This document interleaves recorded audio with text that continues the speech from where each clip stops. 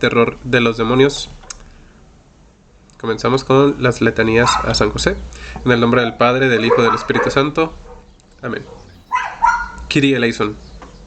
Kyrie eleison. Christe eleison. Christe eleison.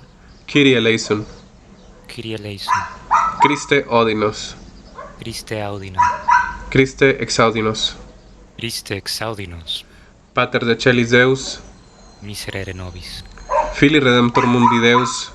Miserere nobis. Spiritus Sancte Deus. Miserere nobis. Santa Trinitas Unus Deus. Miserere nobis. Santa María. Ora pro nobis. Sante Joseph. Ora pro nobis. Proles David inclita. Ora pro nobis. Lumen Patriarcharum. Ora pro nobis. Dei Genitris Sponse. Ora pro nobis. Custos Redemptoris. Ora pro nobis. Custos Pudice Virginis. Ora pro nobis. Filii Dei Nutritiae. Ora pro nobis. Christi Defensor Sedule. Ora pro nobis. Serve Christi. Ora pro nobis. Minister Salutis. Ora pro nobis. Alme Familia Preces. Ora pro nobis. Joseph Justissime. Ora pro nobis. Joseph Castissime. Ora pro nobis. Joseph Prudentissime. Ora pro nobis. Joseph Fortissime. Ora pro nobis. Joseph Obedientissime. Ora pro nobis. Joseph Fidelissime. Ora pro nobis. Speculum Patientiae. Ora pro nobis. Amator Paupertatis. Ora pro nobis. Exemplar Opificum. Ora pro nobis. Domestique Vitae Decus. Ora pro nobis. Custos Virginum. Ora pro nobis. Familiarum Columen. Ora pro nobis. Fulcimen in difficultatibus. Ora pro nobis. Solatium Miserorum. Ora pro nobis. Spes Agrotantium. Ora pro nobis. Patrone Exulum. Ora pro nobis. Patrone Frictorum. Ora pro nobis. Patrone Pauperum. Ora pro nobis. Patrone Morientium. Ora pro nobis. Terror Demonum. Ora pro nobis. Protector Sancte Ecclesiae. Ora pro nobis. Agnus Dei qui tollis peccata mundi. Arci nobis Domine. Agnus Dei qui tollis peccata mundi. Exaudi nos Domine. Agnus Dei qui tollis peccata mundi. Miserere nobis. Constituit eum Dominum domus sue. Principem omnis possessionis sue. Oremus.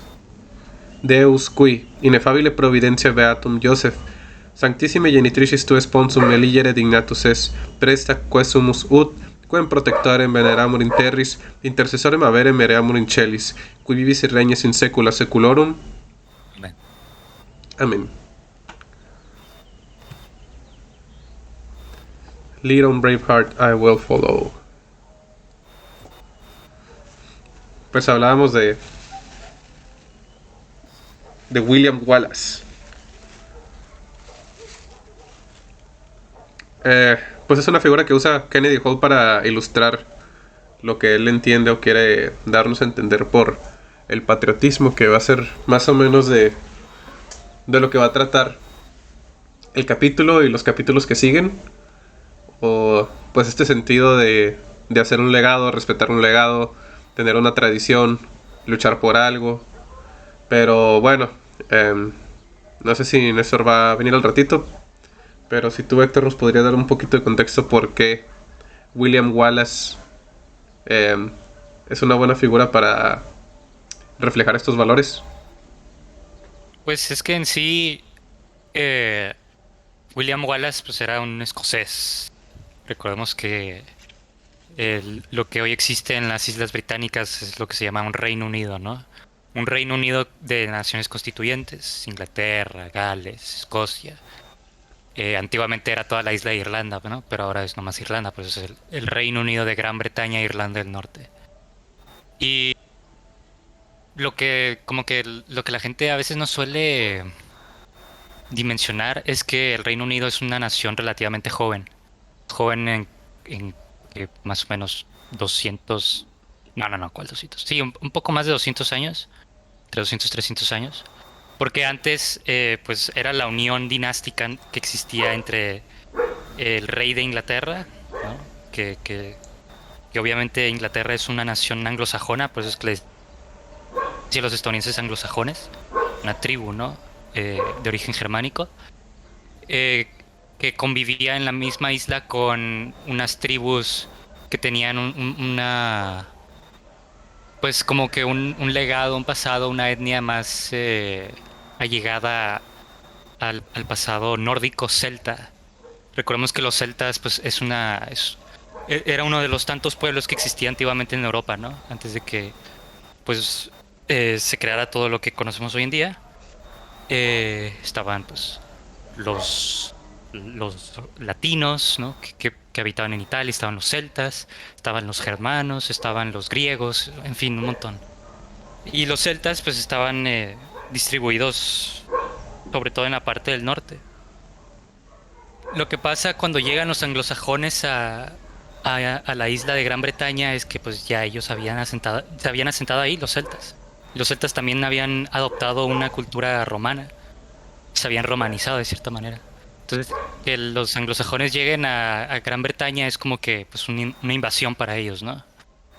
Y por eso es que a lo largo de casi 1000 años es que siempre hubo fricción patente entre pues esos pueblos de tendencia más celta y los anglosajones, ¿no? Que eran, por así decirlo, los nuevos. Entonces, eh, existe como que una especie de frontera natural entre Escocia e Inglaterra. Escocia es una nación muy montañosa, entonces como que los protegió siempre. Y lo que pasa es que también ellos tuvieron mucha influencia por parte de los comerciantes, entre comillas comerciantes, porque eran más bárbaros que nada, ¿no? Nórdicos, los vikingos, sobre todo en el Mar del Norte. Entonces, por así decirlo, es una identidad propia, ¿no? Diferente de la inglesa. Étnica, cultural, históricamente, incluso lingüísticamente. Uno escucha a un escocés hablar inglés y está gracioso porque obviamente es un acento singular, pero, pero es muy distintivo porque se combina con la lengua propia de Escocia, ¿no? Creo que es sí, el escocés, gaélico escocés. Eh, y bueno, ese es un poco del contexto, ¿no? Quiero que quede muy claro que Inglaterra y Escocia históricamente son dos pueblos diferentes, ¿no? A pesar de que sean parte de un Reino Unido. Lo que pasa con este William Wallace en el pues creo que fue finales del siglo XIII, principios del siglo XIV, fue que Eduardo I de Inglaterra, si no estoy mal, que era el rey pues, de Inglaterra en ese entonces, quiso anexionarse, no, más bien no anexionarse, sino ocupar permanentemente Escocia, ¿no? Unirlo a su reino. Y pues por la diferencia étnica que existía, pues los escoceses dijeron no. Y William Wallace, al ser un militar, pues tomó como que este papel de liderazgo, ¿no? La figura contraria a Eduardo. Este, y por eso es que se creó pues la primera guerra se generó la primera guerra de independencia de Escocia. No la primera porque hubo varios intentos de independencia posteriormente, ¿no? Creo que la segunda fue 50 años después de William Wallace. Y luego también hubo problemas en la reforma, ¿no? Porque Escocia, al ser originalmente un país católico, pues que los ingleses hayan apostatado y se hayan creado su iglesia falsa cismática, pues no les gustó, ¿ah? Entonces, eh, pues sí, William Wallace representa estos valores de patriotismo, ¿no? Pero más allá de la idea toda distorsionada de patriotismo que el mundo pueda tener, digo, pueda tener porque el liberalismo por naturaleza es apátrida, ¿no? Pero, pero sí creo que hay una distorsión de esa visión, entre comillas, patriótica, ¿no? Y muchas veces la gente suele confundir términos como patriotismo y nacionalismo. Y lo que pasa es que el nacionalismo, pues es literalmente una idea moderna. Nace con la idea de Estado-nación moderno. El nacionalismo que Mm, pone por encima de cualquier cosa, incluso sobre Dios, la iglesia, pues la nación, ¿no? Que la nación debe estar por encima de absolutamente todo. Y se crea este sentimiento de falsa superioridad vacía sobre los demás pueblos sin ninguna razón, ¿no? Creo que tú que sabes más de esto, creo que un tema que se relaciona mucho con el nacionalismo es esto del determinismo, ¿no?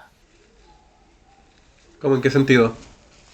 En el sentido en que, pues, el nacionalismo cree que uno nace siendo X nacionalidad y todo, ¿no? ¿Y qué? Y todo debe girar en torno a eso. Ah, sí, sí, sí.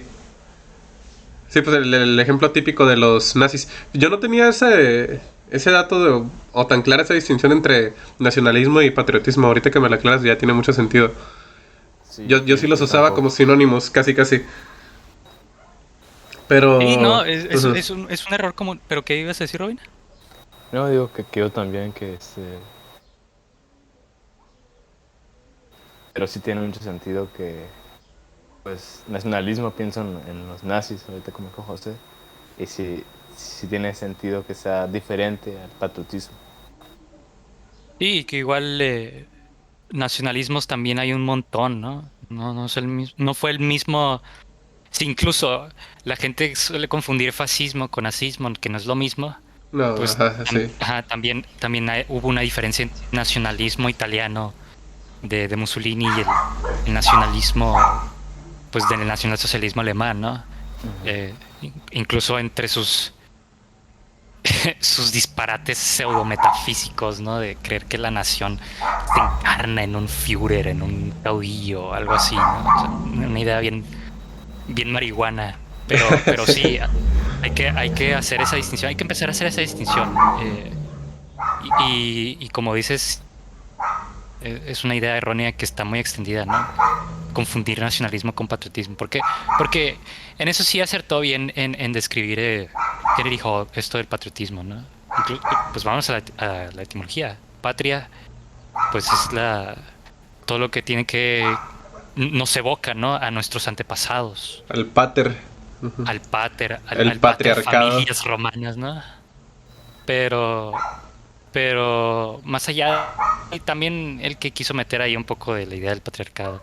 Pues sí, pero más que nada esa idea, ¿no? De que cargamos con nosotros, pues ahora sí que el pasado, independientemente de si haya sido bueno o malo, pues creo que una persona que sigo en Twitter que es muy culta, Alejandro Perdomo, a quien le mando saludos si algún día ve esto, este mencionaba esto, ¿no? Hace una analogía de en el mundo moderno reniega, ¿no? Del patriotismo, reniega de la raíz.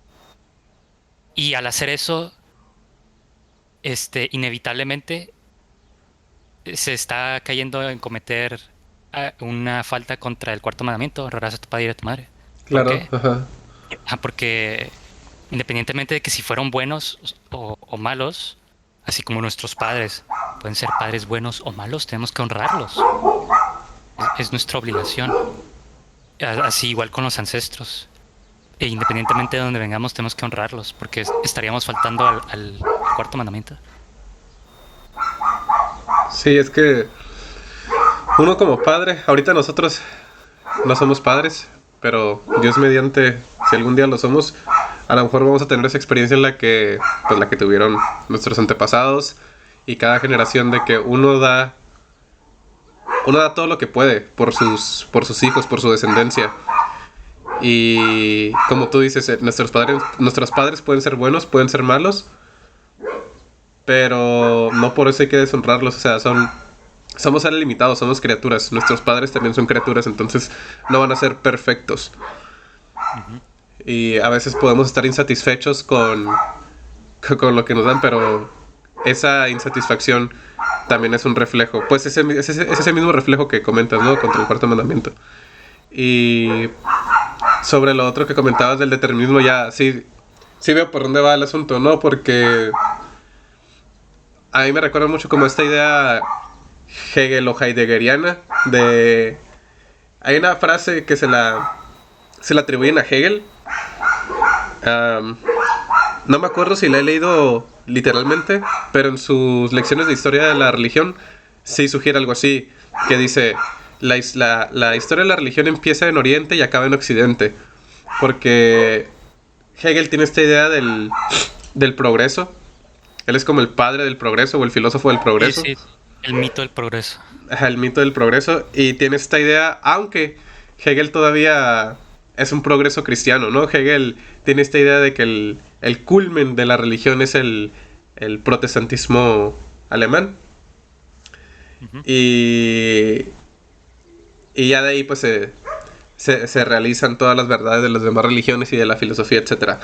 Y Heidegger pues cae más o menos en el mismo juego, porque ya para Heidegger a lo mejor no habla tan explícito de una religión, pero él sí hace mucho énfasis en el lenguaje. Ya ves que el lenguaje es la casa del ser.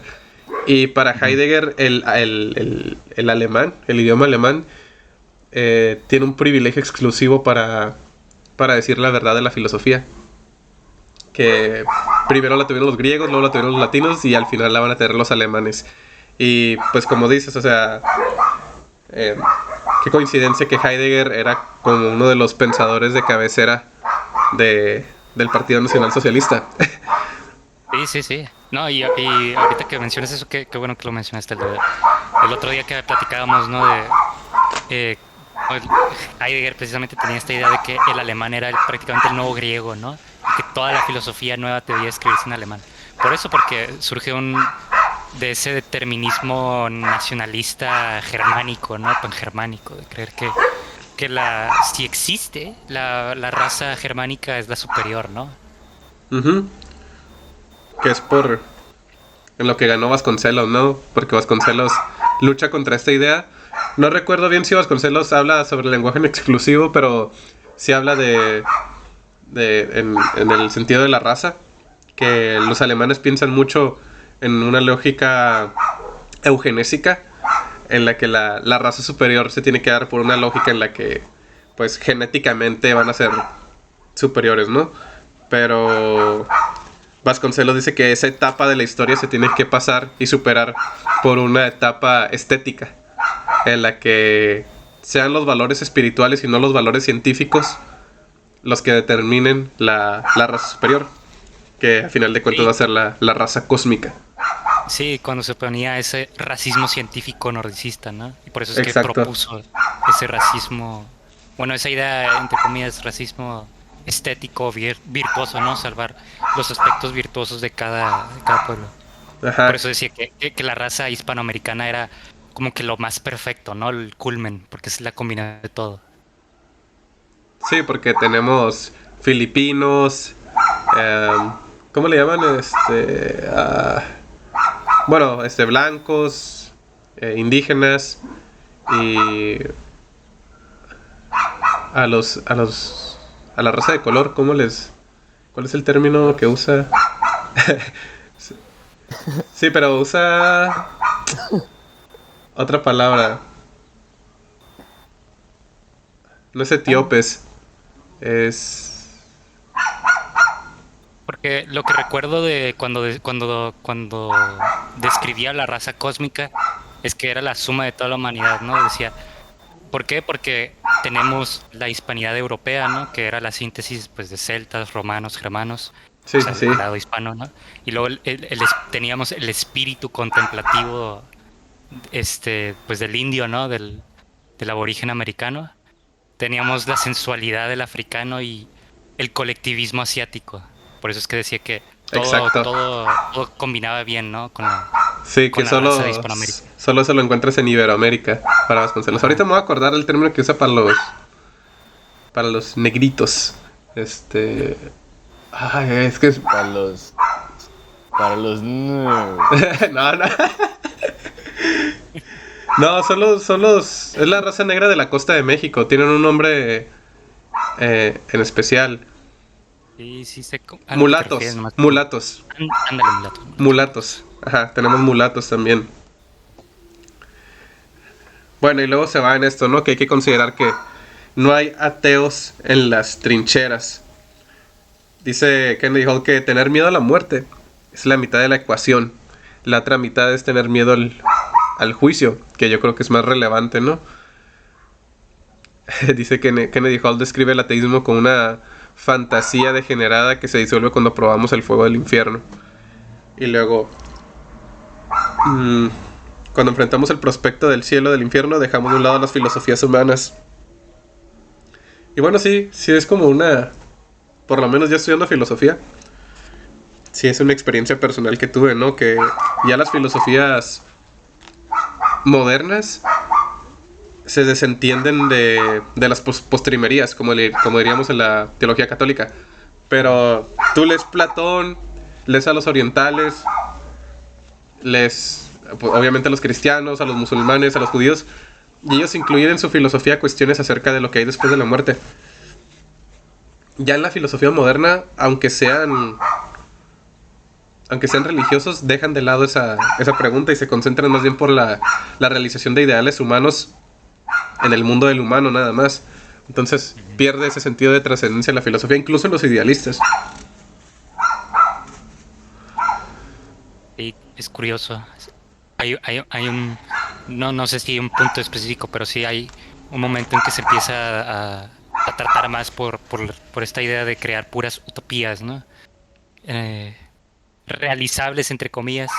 Ellos en sus pajas mentales dicen realizables, pero se deja de lado esa parte de la trascendencia. Ajá, es pura inmanencia. Ándale, Solo importa lo que hay en el mundo, lo que va a pasar en el mundo y lo que somos capaces de hacer en el mundo. Sí. Y ahí es donde empieza la distorsión, porque pues cada... ¿Mande? Continúa. Oh, no, que digo ahí es donde empieza el posmodernismo, que incluso los entusiastas de la ilustración se critican, pero pues fueron estos mismos ilustrados los que... Ellos lo crearon. Sí, los que crearon eso. O sea, en el momento en el que depende solamente de los ideales humanos, la razón humana por sí misma es limitada y humanum errarum est. El humano siempre va a errar. Entonces, puede ser un erudito, puede ser Hegel, que algunos hasta lo ponen como el nuevo Platón. O sea, puede ser un genio, pero tienes un error. Es imposible que no vayas a tener algún error en tu filosofía. Es más, hasta Hegel puede ser la filosofía de los errores, ¿no? Y de los horrores. Pero... Estaba viendo Dejas pensar a los alemanes y te damos desastres. Pues cada humano empieza a tener como su mundo. Y ya cuando cada humano... Primero es como en nombre de la humanidad, como un universalismo. Hay un filósofo francés, el Alain Badiou, que le echa la culpa... No la culpa, porque él ve el universal... Es un ateo francés y él ve el universalismo como algo positivo. Pero dice que el fundador del universalismo es San Pablo. En el momento de ya no hay judío ni griego, ya no hay esclavo ni libre, ya no hay mujer ni hombre, todos somos uno en Cristo Jesús.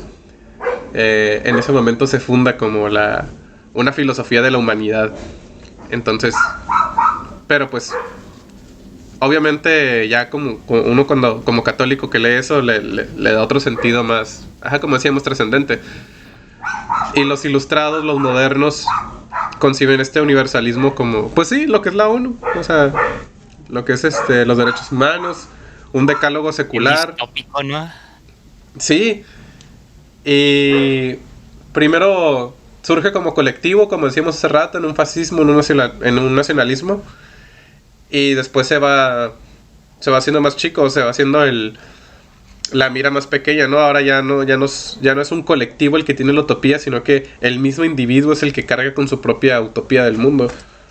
Y nace la posmodernidad.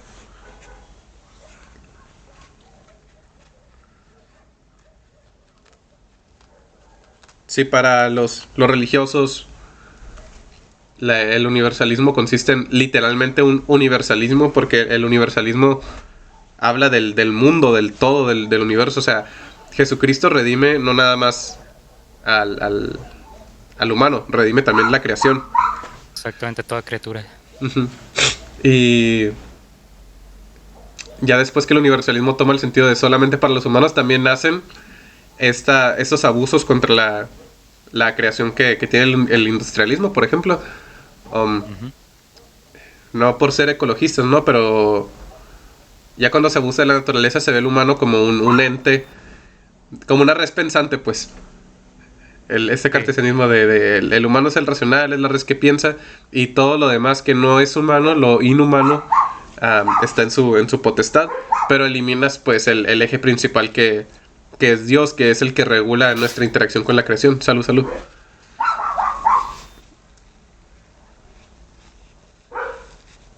Y, y pues así es. Estaba viendo, no sé si tú conoces al Alex O'Connor, No. el Cosmic Skeptic. A lo Es, mejor lo he visto, pero no, ahorita se me vino.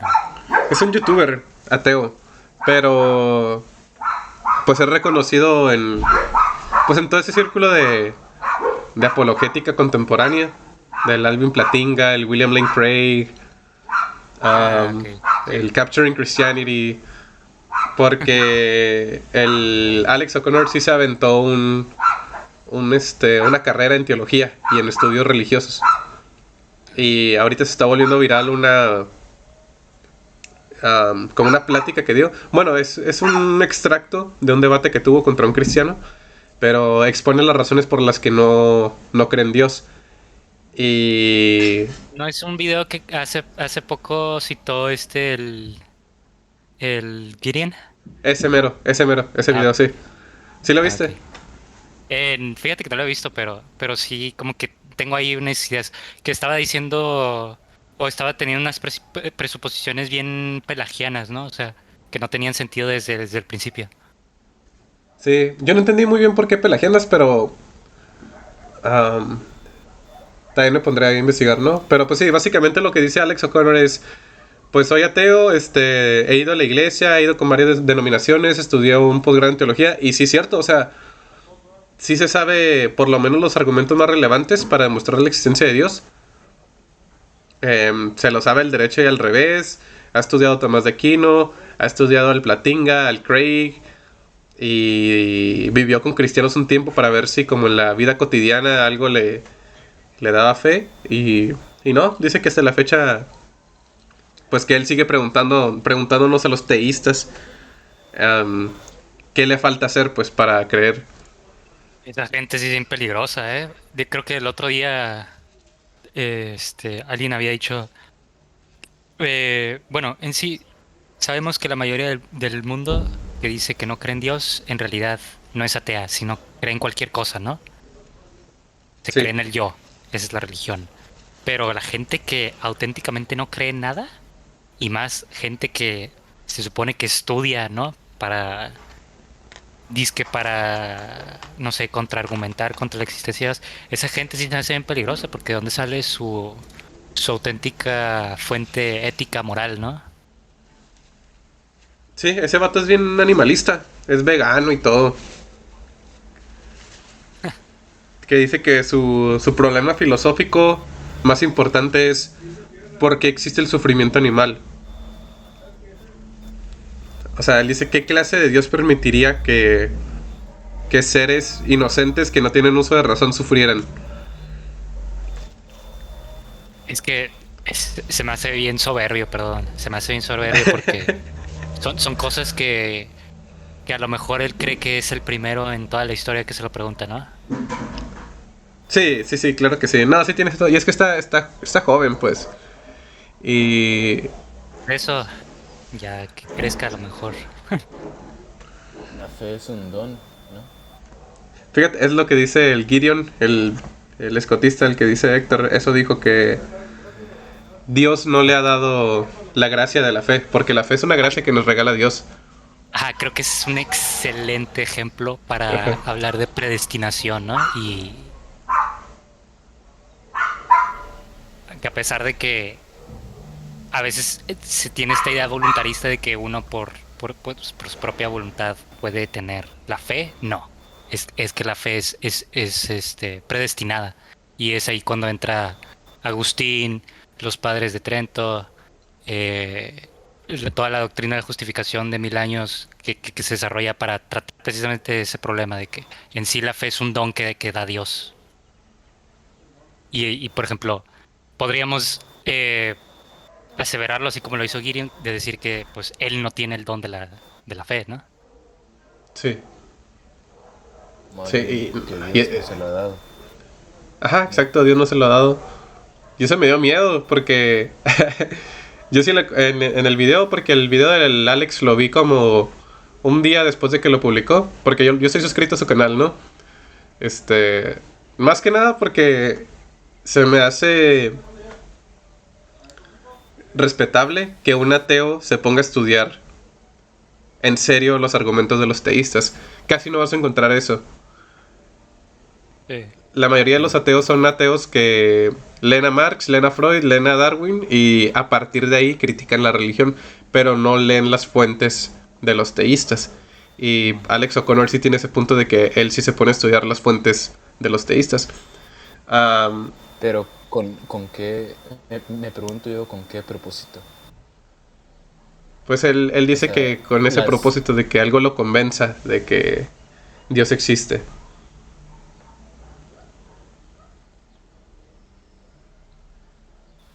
en mi experiencia, no, no hace falta saberte todo, no hace falta tener humildad para poder no sé, a lo mejor ¿cómo se dice? Dejarte dejarte ser a lo mejor o reconocer que uno no, no lo puede saber todo y que hay cosas que tal vez nunca vamos a poder conocer. Es por eso que ahí entra Y el tema de la predestinación. Dios da el don de la fe. Él es el que da el don de la fe. ¿A quién? Pues a quien. Sí, eso me quiero dio también, auténtico sí, terror. Y sí puede dar terror cuando, Ajá. sobre todo pues cuando no se tiene clara la idea de la predestinación. Y es que es, te digo, toda una discusión que puedes llenar toda tu pared de post-its y no vas a terminar. Porque sí es un tema muy delicado. pero quiero también se puede pedir el don de la fe, pidiéndole a Dios. O sea, aún ponle que alguien no cree en Dios, así como Alex O'Connor. No puede él pedirle a Dios.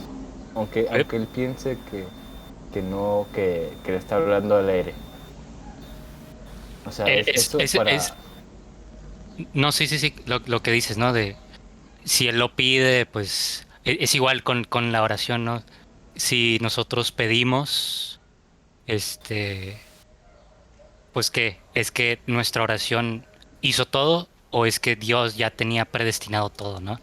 Lo, está esta idea, pues que es la doctrina ortodoxa de la iglesia que dice que, por ejemplo, que la oración no cambia la voluntad de Dios, porque la voluntad de Dios es eterna, inmutable y en su providencia ya, pues él ha determinado todo lo que va a ocurrir, ¿no? Pero ha determinado conceder, ha determinado realizar ciertas cosas pedidas en la oración. Este, lo que convierte a la oración, o en este caso la petición, ¿no? En el caso de Alex Connor, que pidiera el don de la fe, lo convierte en una causa segunda, no en la causa primaria. Porque, por ejemplo, Dios determinó desde la eternidad que alguien como, por ejemplo, San Agustín se convirtiera a causa de las oraciones de su madre. Ojo con eso otra vez. Desde la eternidad determinó que San Agustín se iba a convertir por la oración de su madre. Lo que ¿Eso puso qué el hace? tubalismo, ¿no? Ajá, hace días lo puso él. Mm. ¿Y qué significa esto? Que los rezos de su madre, Mónica, Santa Mónica, son por un causa medio, ¿no? segunda, no primaria de la conversión de su hijo. Porque la causa primaria es la voluntad eterna de Dios, que es inmutable, ¿no? Y en este caso, esa cosa que es inmutable, esa voluntad de Dios, primaria, causa primaria, concedió por la eternidad la conversión de, de San Agustín. Por eso es que decimos que la oración es causa segunda, ¿no? No sé si más o menos me estoy explicando. Sí, sí, sí, Sí, sí, sí. perfectamente. Es por eso que digo, el tema de la predestinación es delicado porque luego salen preguntas como, por ejemplo, entonces, ¿por qué la doble predestinación es falsa? ¿Es que? Que la doble predestinación es falsa o es condenada. Porque la doble predestinación significa, la idea calvinista de la doble predestinación es que Dios predestina a los salvos y a los que no se van a salvar. O sea, eternamente condenados, ¿no? Y eso pues tampoco es una idea condenada por la iglesia. Pero Entonces, que no también Dios puede cambiar o sea, no puede cambiar su voluntad. Mandó al profeta, se me hizo su nombre. Se lo tragó la ballena. por eso es que Jonás. ahí entra ese asunto que digo de que la causa primaria, que es la voluntad de Dios, que es inmutable, predestinó a la eternidad a que por causa segunda, en este caso la oración de... Cambiara de voluntad Ajá, del pueblo. ajá. O sea que su cambio de voluntad es causa segunda. En ese caso. No, No. La oración del pueblo es de causa segunda. ajá, exactamente. Y el cambio de voluntad sigue siendo causa primera. Causa primera. Y esa voluntad es eterna e inmutable. Aquí es donde no entiendo. Bueno, pongámonos en perspectiva, ¿no? Entonces, Dios mandó al profeta Jonás a que le dijera a su pueblo, a su región, no me acuerdo, a la ciudad de... No me acuerdo el Nínive. nombre. Nínive, ajá. Les mandó a decir que si no se convertían se iban a perder, ¿no? Sí. Entonces, eso no está profetizando su condena, está profetizando que si no hacen esto va a pasar lo otro, ¿verdad? Pues es lo que prácticamente les dijo, ¿no? Por eso Ajá. es que envió al profeta Jonás para que los exhortara a la conversión. Ajá, entonces ahí en realidad no hubo un cambio de voluntad, ¿verdad? En la causa primaria, no. Ajá, en la Porque causa la primaria voluntad no es hubo. eterna e inmutable. Ujú, ok, entonces era yo el que me estaba confundiendo. Ok.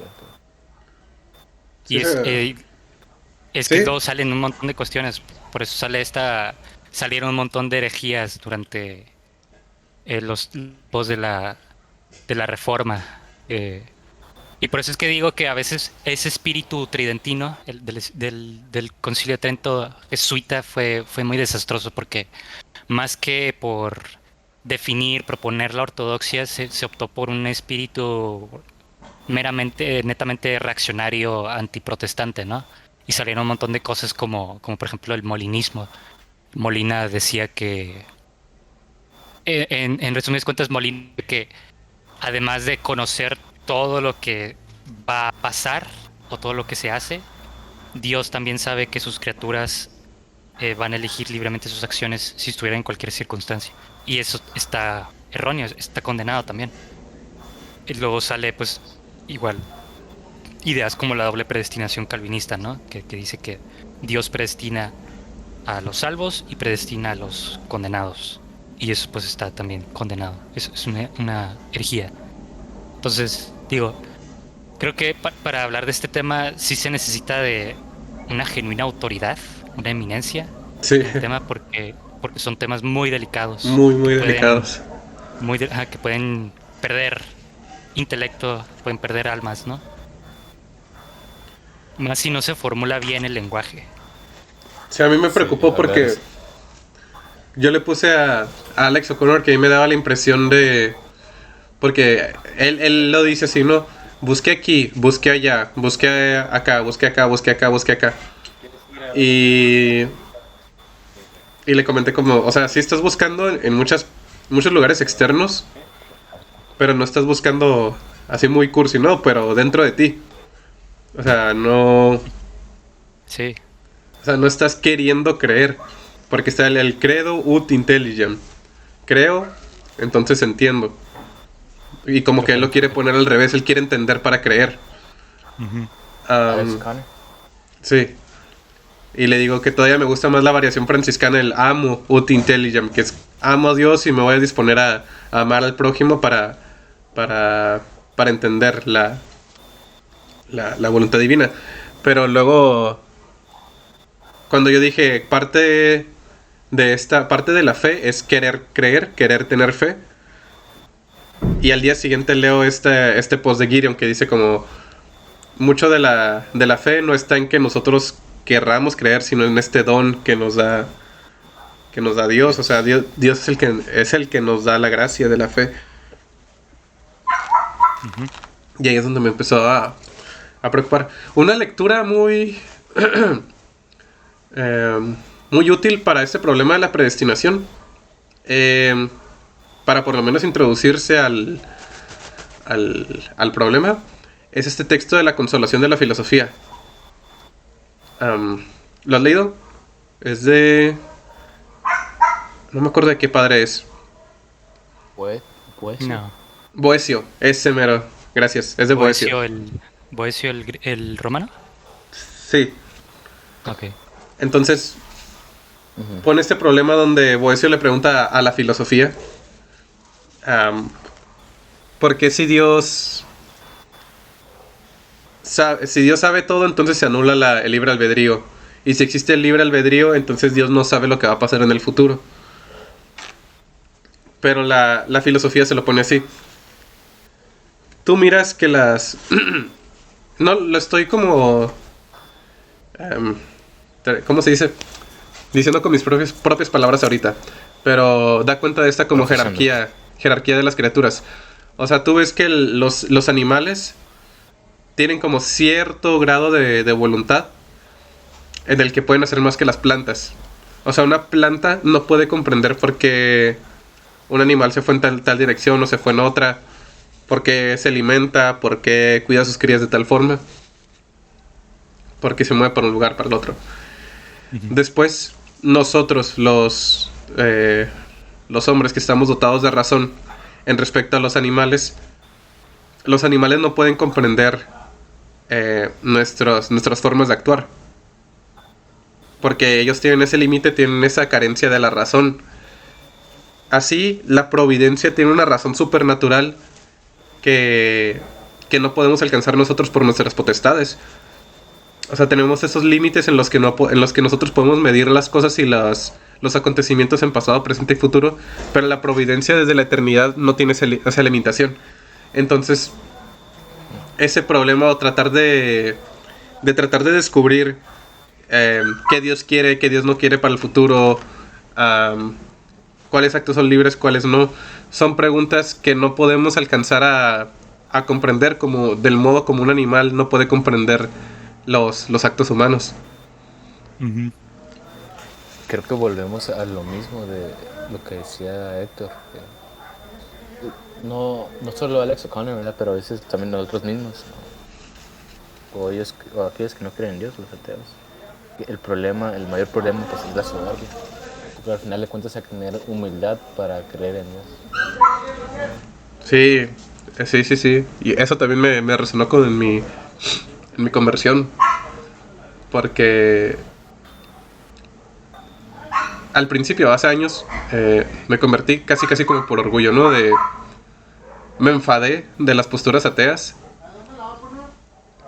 Me enfadé de que dijeran como que la gente tuviera muy por seguro que no había nada después de la muerte.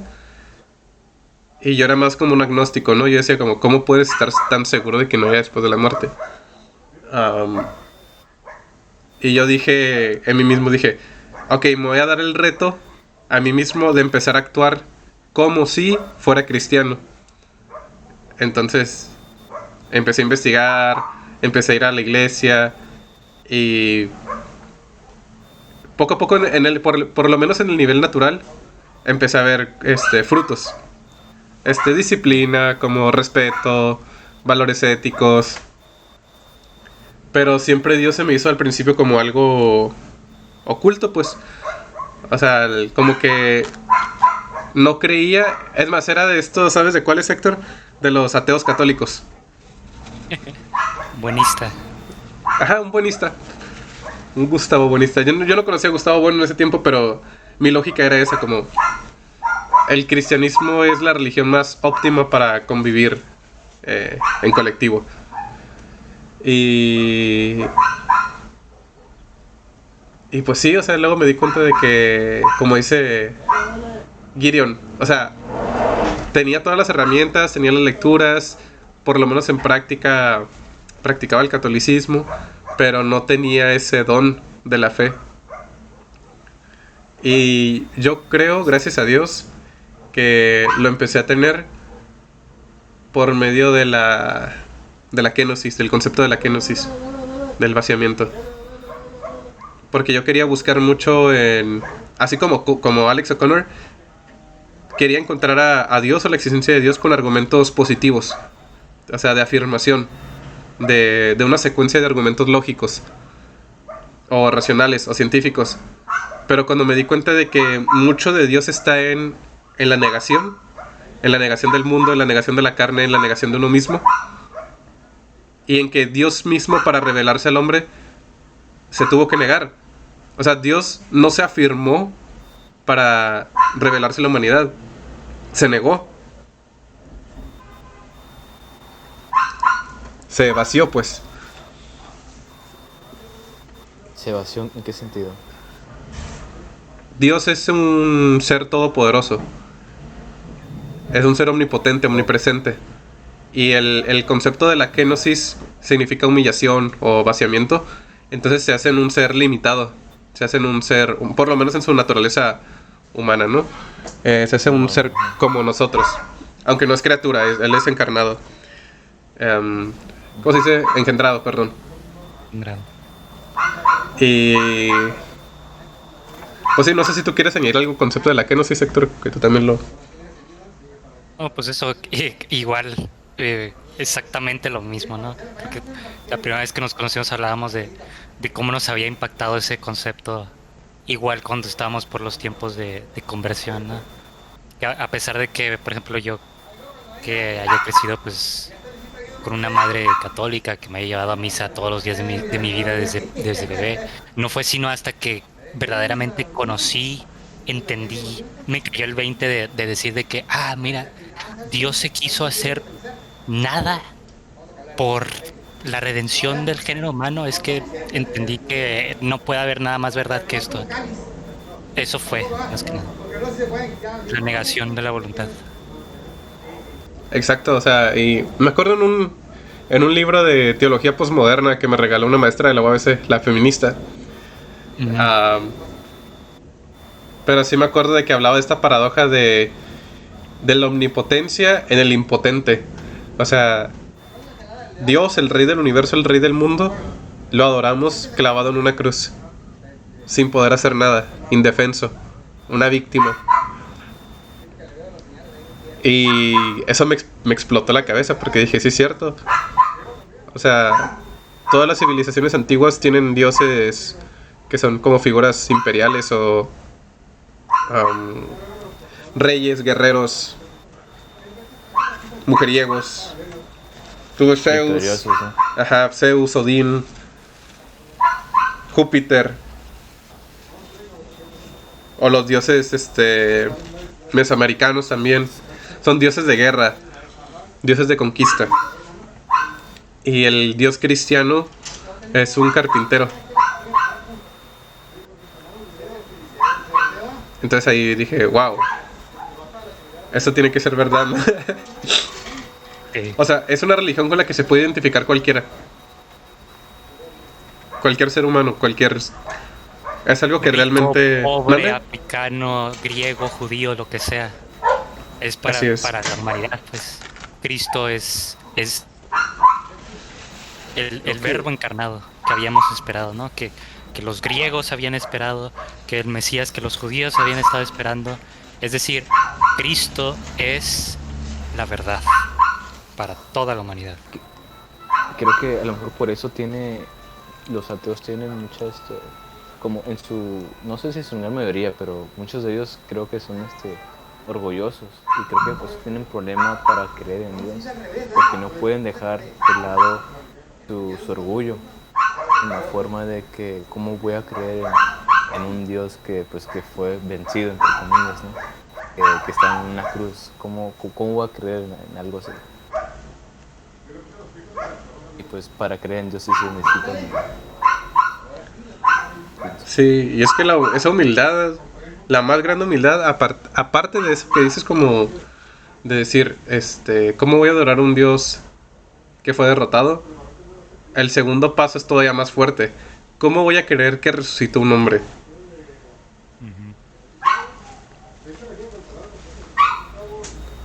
Sí. Que pues lastimosamente mucho de la teología contemporánea pues ya lo pasan a un mero símbolo, ¿no? Casi dicen Jesucristo se quedó muerto pero resucitó en todos nosotros, está dentro de nosotros espiritualmente. He escuchado ese tipo de opiniones, ¿no? Prácticamente, ¿Mande? prácticamente esa es la teología de este siglo. Sí, exacto. Y no, o sea, ser auténticamente cristiano y por lo que es el cristianismo es una religión en gran parte irracional, es porque tienes que creer ese tipo de cosas y que el fundamento de la razón para nosotros es irracional. O sea, el logos no, no va a ser algo que podamos comprobar en un laboratorio o con métodos técnicos. O sea, es como dice Robin, es humildad. O sea, puede ser un genio, puede ser el mejor físico, el mejor matemático del mundo, pero para creer, pues necesitas ese granito de mostaza necesario para Más afirmar que pequeño. sí, en aceptar que resucitó, pues. Es un poco paradójico porque si no, o sea, pone que eres un genio, que eres un atleta súper y lo tienes todo, pero crees en Dios. Digo, pero no crees en Dios, en realidad no tienes nada. Y sin embargo, si no tienes nada, pero si crees en Dios, lo tienes todo, tienes el cielo. Exacto. Es por lo que Héctor el otro día decía, no, ayer, o sea, yo quiero morir y que no esté mi nombre en la cruz, en la lápida. Qué dicho sería. Creo que no me acuerdo quién era, pero que decía, si tú supieras qué tan rápido te olvida la gente después de morir, pasarías toda tu vida tratando de agradar únicamente a Dios. Ujú. De Sí, hecho, ¿cuántos? Ajá. no, perdón, continúa. No, di. No, iba a decir, es que si te acuerdas lo que comentaste en el chat sobre, bueno, de que también lo platicamos sobre que la esposa y la esposa en matrimonio no deben pues de tocarse solo cuando se va a procrear, ¿no? O que eso decía San Pablo. Sí, Ah, ¿no? algo así, algo así. San Pablo dice que no es bueno tocar a una mujer. Así, en seco lo dice. Y que Literalmente. el matrimonio a la esposa no la tienes que tratar como una adúltera. O sea, los tocamientos, porque hasta Santo Tomás de Aquino dice como que sí están permitidos y San Alfonso María Ligorio también, pero deben estar ordenados al acto conyugal. Bueno, con eso los primeros días, porque pues fue algo que nunca había escuchado en mi vida, ¿no? Y dije, no puede ser pues que eso digan los padres, o sea, no puede ser, pero últimamente he estado pensando mucho en eso. Y digo, la verdad es que sí vale la pena sacrificar eso por tener un matrimonio santo, verdaderamente santo, de esos que compitan pues, con el sacerdocio santo. O sea, sí, en realidad sí vale la pena. Sí, sí vale muchísimo la pena y es lo que te platicaba porque yo también, o sea, yo también, para mí esto es reciente también. Y cuando me empecé a instruir me di cuenta, así como te dije la otra vez, prácticamente eres un sacerdote, pues, o sea, nada más que tú practicas la castidad en lugar del celibato. No va a cambiar mucho, si vives un matrimonio santo, no cambia mucho la vida a la del célibe, o sea, la excepción pues es obviamente el acto conyugal, la vida en familia, el don de los hijos, pero, y es lo que les comentaba en el chat también la otra vez, incluso los trats, muchos trats tienen esa imagen muy romántica de casarme y tener una historia, el beso bajo la lluvia, las almas gemelas y la luna de miel y todo flores y rosas, abrazos, apapachos. Pero esto es más una idea moderna Sí. del matrimonio. O sea, si uno se pone a leer literalmente lo que dicen los santos, no es tan apasionado, pues el matrimonio. O sea, no es para deleitar tu carne. No, y es que pensándolo bien, o sea, ¿qué más? ¿Qué, qué es un mayor bien? El, el querer la, lo más perfecto para tu esposa, o sea, que llegue al cielo, o andar así cada rato besándose o haciendo cosas que a lo mejor sí son permitidas, pero que no están tan elevadas como el evitar tocarse así, ¿no? O sea, obviamente es un sacrificio mayor el tratar de vivir así, y por lo tanto es un amor mayor el que le tienes a tu esposa.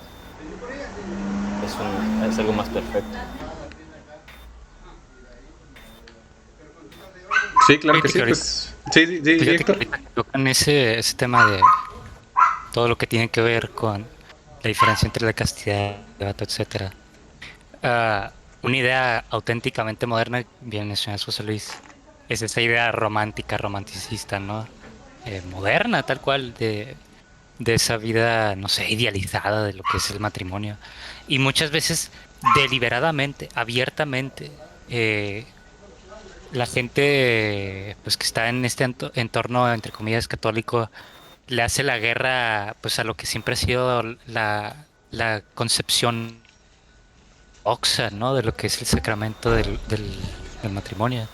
Incluso tachando con, no sé, adjetivos como, es que eso es muy agustiniano. Como si San Agustín hubiera estado errado en haber dicho cosas como que, no sé, eh, el matrimonio y la virginidad no eran equiparables o que los esposos no se deben tocar, etcétera, ¿no? Por eso es que creo que incluso dedicaba un libro completísimo a lo que era el tema de la santa virginidad y la castidad. ¿Por qué? Porque los consejos evangélicos, muchas veces la gente piensa que es nomás para la orden que se va para la gente que se va a ordenar, religioso, sacerdote, monje, lo que sea. ¿Cuáles son los consejos evangélicos? Castidad, pobreza, obediencia. Esos consejos no solamente es para la gente que va a recibir el sacramento del sacerdocio, es literalmente para todos los cristianos. Es el consejo evangélico de nuestro Señor Jesucristo. Y son ¿Verdad? tres cosas a las que todo cristiano debe estar, o a las que todo cristiano debe aspirar, ¿no? Para si quiere alcanzar algún día la santidad. ¿Qué es lo que iba a decir específicamente? Eso, creo que en esta cuestión de la Santa Virginidad, San Agustín explicaba una pregunta, ¿no? ¿Cómo muchas veces había mujeres, él hablando específicamente de mujeres, pero también se puede extender a los hombres, cómo algunas mujeres querían compensar su vida lujuriosa, su virginidad que ya pues estaba perdida, con una fecundidad física, ¿no? Y quisiera que leyéramos brevemente, no sé si se pueda, Sí, ese, claro que sí. ese- ese pequeñísimo fragmento Ahí está. sobre la Santa Virginidad del Padre Agustín, en el capítulo 9, lo titula La fecundidad física de la esposa en la compensa de la virginidad perdida. Las mujeres en el momento presente no buscan en el matrimonio otra cosa que hijos para ser los siervos de Cristo, igual entiéndase, eh, hombres también, ¿no? No deben pensar que la fecundidad física es compensación suficiente por la virginidad perdida. En los tiempos antiguos, es cierto, cuando aún había de venir la carne, Cristo tuvo necesidad de una estirpe carnal en determinado pueblo grande y profético, entiéndase Israel. Pero ahora, cuando ya es posible congregar miembros de Cristo de toda raza humana y de todos los pueblos para constituir el pueblo de Dios y la ciudad del reino de los cielos, el que pueda abrazar la virginidad consagrada, que la abrace. Y cásese solo la que no puede vivir en continencia. Estas son palabras de San Pablo. ¿No es así? Imaginad que una mujer rica asignara una elevada cantidad de dinero a la buena obra de rescatar esclavos de diversos países para hacerlos cristianos. ¿No procurará engendrar miembros de Cristo en mayor número del que le permite la fecundidad de su seno, sea la que sea? Y con todo, ni aun así osará comparar su dinero con el don de la virginidad consagrada. Pero si la fecundidad de la carne, unida al propósito de hacer cristianos a los hijos que nazcan, compensase adecuadamente por la pérdida de la virginidad, sería negocio más fructífero vender la virginidad a buen precio y con ella comprar, para hacerlos cristianos, muchos más niños de los que pueden nacer del seno de una mujer, por grande que pueda ser su fecundidad. En otras palabras,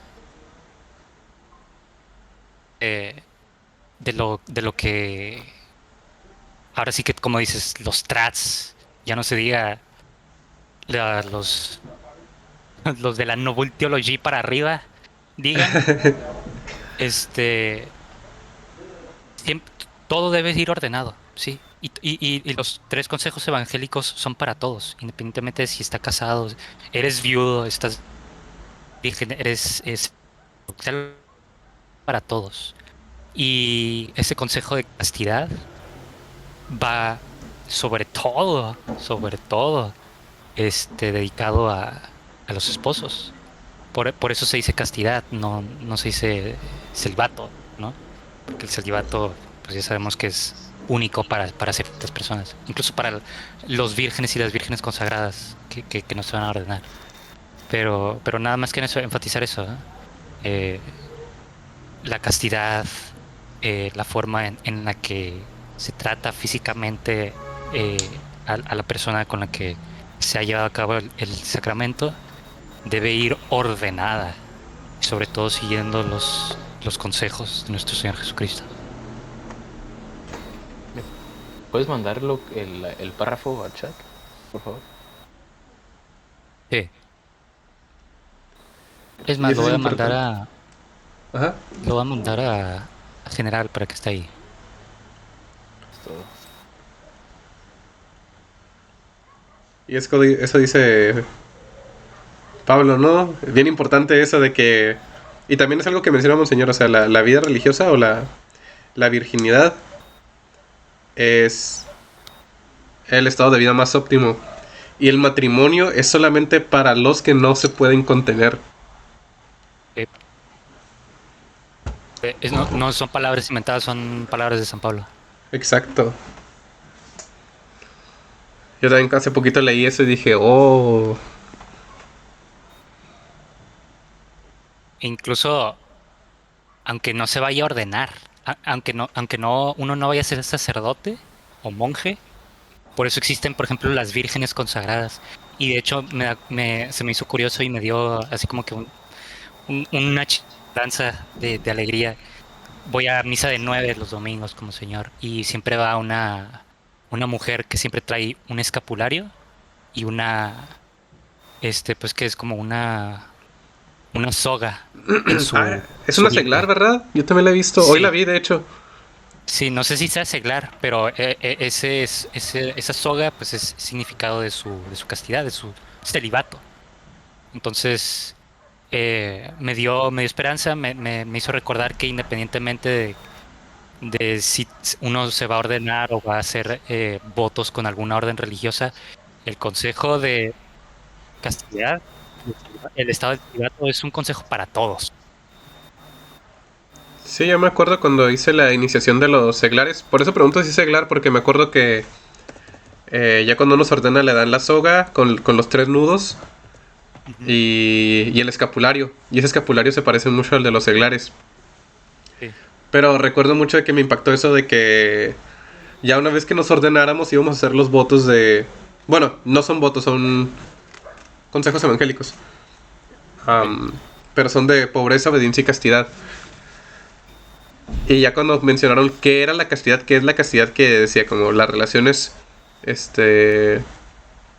restringidas únicamente al acto conyugal para la procreación, dije, wow, esto no es muy teología de la liberación de tu parte, ¿no?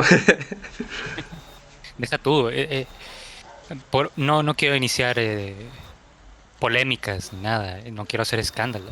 La teología del pero cuerpo. la teología del cuerpo eh, de forma directa o indirecta se opone, ¿no? A lo que siempre ha sido, seguir el consejo evangélico de castidad.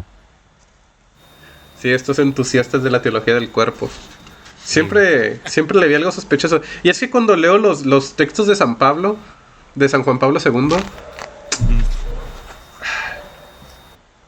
como que no hablan un lenguaje muy directo en el que se vaya en contra de la castidad, pero son de este tipo de textos como los de Francisco que hablan con una ambigüedad de tal modo que se presta para esas interpretaciones. Sí, que cualquiera puede literalmente agarrarlos y decir lo que quiera, ¿no? Sí. Bueno, nos desviamos un poco del tema, pero No, seguía, sí, sí, Poquito. seguía esta parte del... ¿Sí están viendo la presentación? sí, Sí. Lead on brave heart, now pass thou onward before us, as thou wast... Esto es como en inglés antiguo, ¿no? Wast wont, and I will sí, follow thee es or die. Que son inglés shakespeariano. las palabras que dijo Black Douglas sosteniendo el corazón de este rey Roberto, ¿no? Sí, En Sevilla cuando lo agarraron los moros. sí. Ay, bueno, esta idea de... Ah, hace poquito... Bueno, un compañero del trabajo no me lo dijo de las cruzadas, pero me lo dijo de la Santa Inquisición. Porque me dijo... Ah, o sea que cuando él no sabía que había pasado la cristiada. Entonces le platiqué de la cristiada y me dijo... Ah, entonces prácticamente el gobierno hizo lo que antes había hecho la Santa Inquisición. Y yo le dije... Sí, pero la Santa Inquisición sí fue necesaria. este... Sí, pero nosotros estamos basados y ellos eran cringe. Y ellos eran cringe. Nosotros somos chat-based y ellos son Wojak cringe. Sí, Nosotros somos el Big Doge, ellos son el Small Doge. sí, Pero bueno, o sea, la sociedad tiene esta um, concepción de que ese tipo de acciones políticas religiosas están atrasadas o injustificadas pues por un tiempo en el que no pensaban tan avanzados como nosotros, ¿no? Entonces se suele representar a las cruzadas con opiniones negativas. O sea, sí hubo momentos negativos, dice Kennedy Hall, pero fueron la excepción y no la regla, tal como lo hubieron en la Segunda Guerra Mundial y aún se celebra por su triunfo sobre Hitler. Y ese ejemplo se me hizo bueno porque el comunismo, dicen, mató más personas que, que el nacionalsocialismo. Y no es un dato muy tocado, ¿no? Y hasta se alaba a No, la sí. Unión Soviética. pues es que haya sido el nacionalsocialismo o haya sido el bolchevismo, la realidad es que los dos en conjunto, con la Eran ayuda de cringe. su padre liberalismo, mataron a más de 50 millones de personas en menos de 6 años, algo que jamás había pasado en la historia de la humanidad. Sí, Así es. Y bueno, sí, se sigue celebrando, ¿no? El triunfo sobre Hitler. Estados Unidos también mató muchísima gente. increíble. ¿Cómo quedó Dresde? ¿Cómo quedó Colonia? ¿Cómo quedaron las ciudades alemanas? Ujú. Entonces, si navegamos en las profundidades de las cruzadas, dice Kennedy Hall, vamos a empezar a desear ser cruzados. Estaría bien, ¿no? Que Francisco, Cruzados basados. que Francisco convocara la siguiente cruzada. Pero bueno. Muchos tienen la percepción, y eso sí, en el siglo XXI se ve mucho eso de que el mahometanismo es una religión antigua que creció en Medio Oriente de forma orgánica, pero ignoran que sus enseñanzas permitían a los soldados tomar esclavas sexuales o que Mahoma se casó con una niña de 6 años.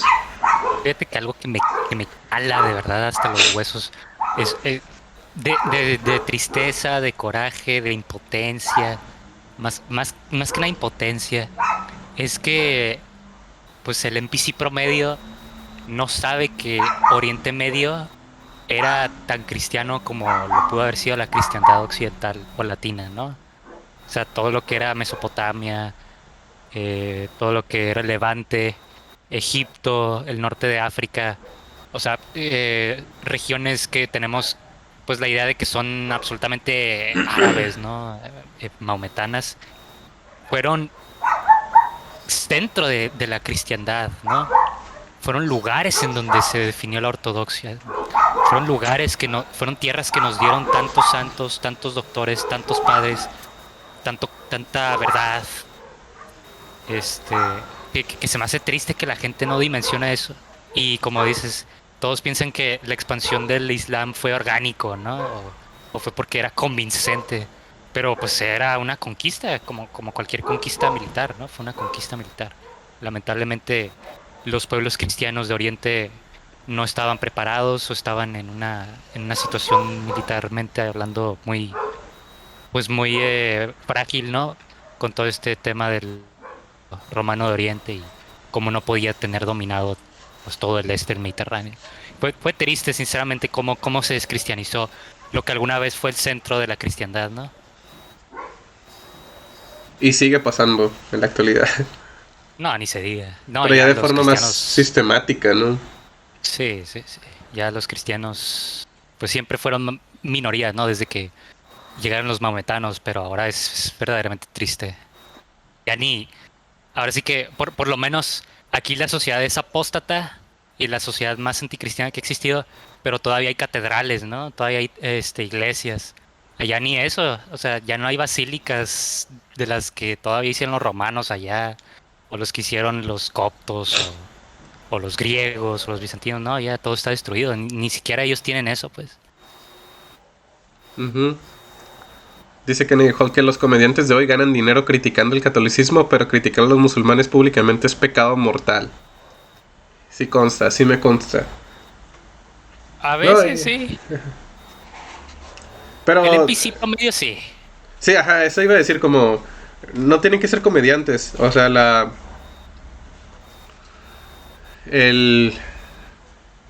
¿cómo se dice? El NPC secularoide promedio va a hacer chistes de... Incluso de nuestro señor, ¿no?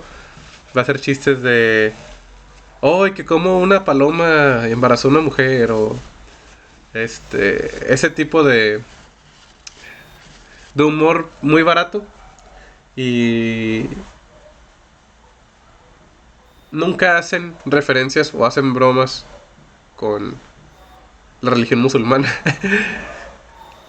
Ahí sí tienes tienes que respetar las otras creencias, tienes que ser tolerante, tienes que ser culturalmente diverso. Dice Robin. Algo que no termino de entender es por qué defienden, o sea, las personas así, como dicen, NPCs promedio, por qué defienden tanto a los musulmanes o a los budistas o a los hindús, pero siempre le andan tirando al cristianismo. Eso nunca... no lo entiendo del todo bien. Yo tampoco. Por puro desconocimiento, literalmente. O sea, por eso es que no hay otra razón, es puro desconocimiento. Los ven como víctimas a ellos, pero no, en realidad no entiendo cómo son víctimas. ¿Víctimas de qué? Pues sobre todo las mujeres. Que creo que es un punto en común que tenemos los cristianos con... Sí. Con los coexist promedio, que mucha de esa opresión o de esa victimización se debe a lo que sufren las mujeres en esas religiones. Bueno, no sé si vaya por ahí el asunto, porque más bien tu pregunta es como por qué en general, ¿no? A esa religión se le protege mucho. Sí. Bueno, por lo menos aquí en Estados Unidos. Sí, es que yo creo que es más allá, porque aquí en México casi no saben de ellos, casi no saben de los maometanos. Yo creo que eso se da más en Estados Unidos, pero es ingeniería social, así se llama, ¿no? Cuando aquí en México pasó en la época de Calles, cuando para debilitar el cristianismo empiezan a introducir y financiar sectas protestantes. Llegan los testigos de Jehová, los adventistas, y aunque son cristianos entre comillas, debilitan el la estructura de la sociedad católica, pues esa cohesión social en una sola religión, porque la empiezan como a desmenuzar en denominaciones. Entonces en Estados Unidos es algo parecido para que esté feliz el coexist promedio.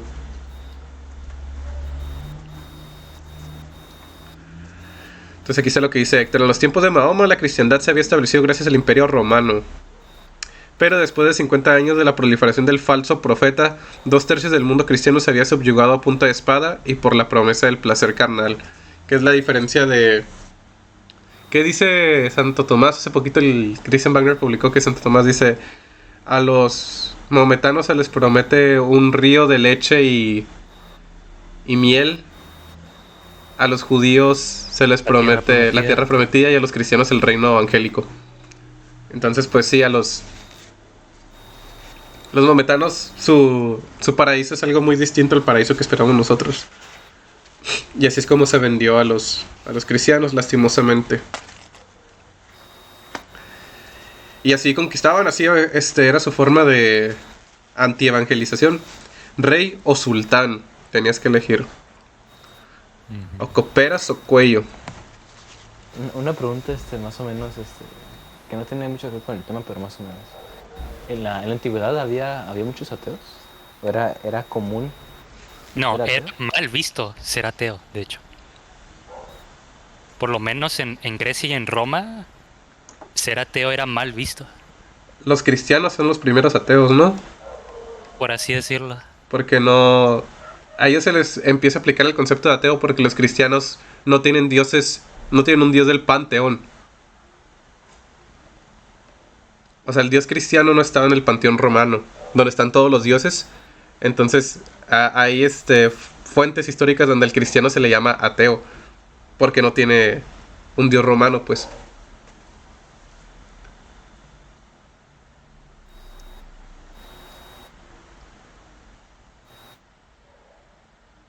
Pero, pues sí, o sea, no...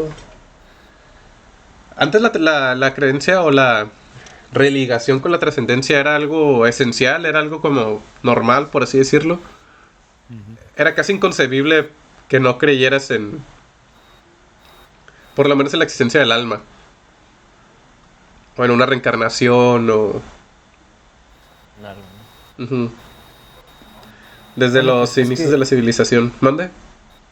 En realidad, hoy pienso que también es raro un verdadero ateo, como estaba diciendo hace rato. O sea, la mayoría de la gente creen en algo, tal vez no en Dios, pero sí creen en algo, en el yo, como dijo Héctor. Pero un ateo, verdaderamente ateo que no cree en nada, yo creo que sí es raro hoy en día. ¿No?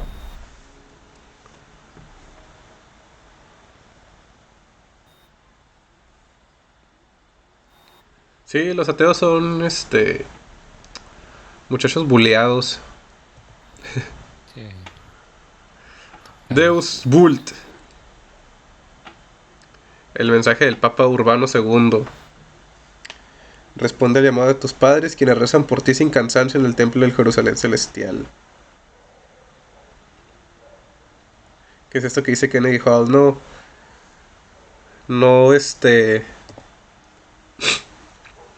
pues esto. La responsabilidad de reconstruir la cristiandad está en nuestros hombros. Es un punto de la historia que nuestros hijos leerán en los años venideros. ¿Dejamos para ellos el legado digno de un cruzado o nos desvanecemos en la historia? Que bueno, esta segunda opción, en el sentido que busca, por ejemplo, Héctor, no es algo negativo, ¿no? Sí, bien entendido. O sea, desvanecerte tú como en el sentido de que no buscas que tu nombre se reconozca por fama, pues. Se reconozca porque fuiste alguna parte esencial para la historia. Es una cosa. Pero yo creo también por lo que... En el sentido que dice Kennedy Hall es... ¿Qué mundo le vamos a dejar a nuestros hijos? ¿Qué mundo le vamos a dejar a las generaciones venideras? O sea, cuando ves a tus... eso que decís del cuarto mandamiento. Que esta honradez que van a tener que esta honradez que va a tener nuestra descendencia sea digna. Que tengan, a lo mejor no lo necesitan porque es un artículo de fe, pero es un plus muy favorable el que tengan razones para honrarnos, ¿no? Con el favor de Dios. O sea, que sientan un legado, pues, nuestros hijos, nuestros nietos. Así como que tratando de extender lo que dijo, más bien lo que le dedicó al tema de las cruzadas. Pues sí, está bien. Y creo que ya también quedó un poco clara mi postura, ¿no? Las cruzadas pues, fueron totalmente justificadas y el enemigo maometano pues no tenía razones de hacer lo que hizo. Pero yo también creo que por lo menos entre los cristianos de convicción, eh, no creo que se deba usar tanta esta imagen como lo más representativo, ¿no? Esta idea de virilizar esa figura del cruzado como el max. Ah, sí, sí, sí, yo estoy de acuerdo. Porque Sí, eran monjes, ¿no? Sí. algunos de ellos, Ajá. que fue el ermitaño, no me acuerdo del nombre, que organizó su propio grupo en paralelo, ¿no? Militar y fue a Tierra Santa. El asunto es que terminaron muriendo porque no tenían preparación militar, pero ahí está. Yo me iba más por el lado de que, o sea, sí, entiendo que es tentador, ¿no? Contraponer a la imagen de ese amor, no sé, hippie, sentimentalista, moderno. Es tentador contraponerlo a eso, ¿no? Esa idea del cruzado medieval, ¿no? Pero creo que tiene más sentido, creo que tiene más trascendencia, que estamos hablando de trascendencia. Creo que refleja más el espíritu cristiano si aducimos a imágenes que muestren que es posible el amor de Cristo, ¿no? El amor de La, renegar de la voluntad de uno, el servicio al prójimo, la no violencia, ¿no? ajá, el servicio al prójimo, eh, ese servicio al prójimo, o sea, ¿quién es el máximo ejemplo de virilidad para los cristianos? Nuestro Señor Jesucristo. Exacto. Y Él que se desvivió por llevar la buena nueva a quien más lo necesitaba. Pues digo, yo quiero ser como Él, ¿no? Pero, pero sobre todo, por ejemplo, tú, que estás ahorita mucho con la espiritualidad franciscana. eh, San Francisco, pues, precisamente con ese espíritu evangelizador, ¿no? De querer llevar la verdad, lo que me ha convertido, lo que he descubierto en Cristo a los demás. Él fue personalmente con el sultán, si fue otomano, ¿no? A No me acuerdo platicar. si fue. Sí, a platicar. Sí, a eso. O sea, esta es mi espada, ¿no? El Ajá. evangelio, el amor, este,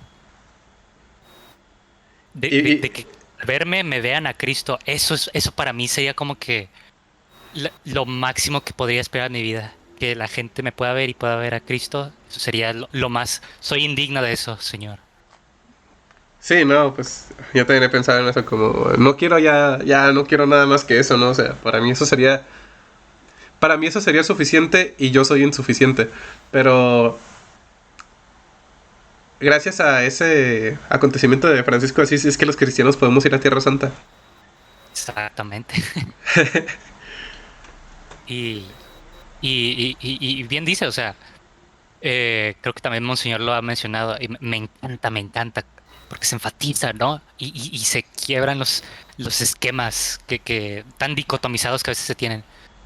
Jesucristo dice, mi paz os dejo, mi paz os doy. O sea, no es la paz del mundo, no es el pacifismo, porque yo no he venido a traer la paz, sino la espada. Pero también que nos dice en el Sermón de la Montaña, bienaventurados los que buscan la paz, porque de ellos es el reino de los cielos. O sea, como y es una de las cosas que a veces la gente pues profana, los paganos, los gentiles, pueden pensar como que ay, el cristianismo y sus este, contradicciones, ¿no? Es que la paz de Jesucristo es la paz de Dios y por ende es algo sobrenatural. Entonces, cuando nuestro Señor dice, yo no he venido a traer la paz sino la espada, y también cuando en el sermón al final ya casi su ministerio nos dice, bienaventurados los que buscan la paz porque de ellos es el reino de los cielos, es que es buscando la paz de nuestro Señor Jesucristo. Una paz que a lo mejor no vamos a entender, pero, pero estamos llamados a traer esa paz. Nos van a perseguir. Por eso dice, por mi causa el hijo estará contra su padre, el padre contra su hijo, o sea, la familia se va a pelear. Sí, es verdad.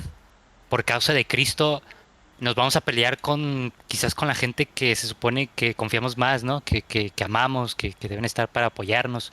O sea, es esa tal vez espada, ¿no? A la que se refiere. Esa, esa guerra, ese escándalo en términos mundanos, ¿no? Para el mundo puede ser escandaloso, esa división. Pero que tiene un fin mayor, que es la salvación de las almas, ¿no? A mí me recuerda mucho a este pasaje que también menciona Kennedy Hall de cuando Jesucristo saca a los mercaderes del templo, que saca un látigo. Y en el comentario que hace Santo Tomás, porque muchos trats también utilizan esta imagen de Jesucristo pues lanzando latigazos a los hombres como una imagen en la que justifica la violencia para el cristiano. Pero la Biblia no menciona explícitamente que los golpeó con el látigo. ¿Sabes cómo? Sí. Entonces, De hecho, creo que Santo Tomás trata de eso, ¿no? ajá, Santo En Tomás su dice, comentario. en su comentario dice, ¿cómo es que Jesucristo, siendo un hombre prudente, hizo que con el látigo se fueran del templo contra su voluntad los comerciantes, los mercaderes? Y dice Tomás de Aquino, porque los profetas dicen, mi casa es casa de oración. Entonces, Dios no actúa en el templo de una manera corpórea, sino espiritual. No va a usar medios físicos para lidiar con quienes están en el templo, sino medios espirituales. Jesucristo, teniendo la voluntad de Dios, tenía la capacidad de aterrorizar a los hombres a su voluntad. Entonces, ajá, o sea, pudo tomar el látigo, pudo hacer un gesto, pero como Dios, él podía hacer que se fueran con su sola voluntad, pues. Sí, sí, sí, controlar los dedos. Ajá, no era necesario para Dios literalmente golpear, pues, a las personas. Ujú. Entonces, pues, Bello. es otra. Ajá, y es otra parte porque la otra es platicada con Robin y con Esteban. O sea, en los catecismos, incluso en el catecismo de Trento, nunca se justifica el violar el mandamiento del... ¿Es el sexto o el séptimo de no matarás? Sexo. Pues sí, pues, Solamente se justifica en casos bien específicos, que son guerra justa, defensa propia. Guerra justa, defensa propia... Bueno, ajá, defensa personal. O... Había una tercera...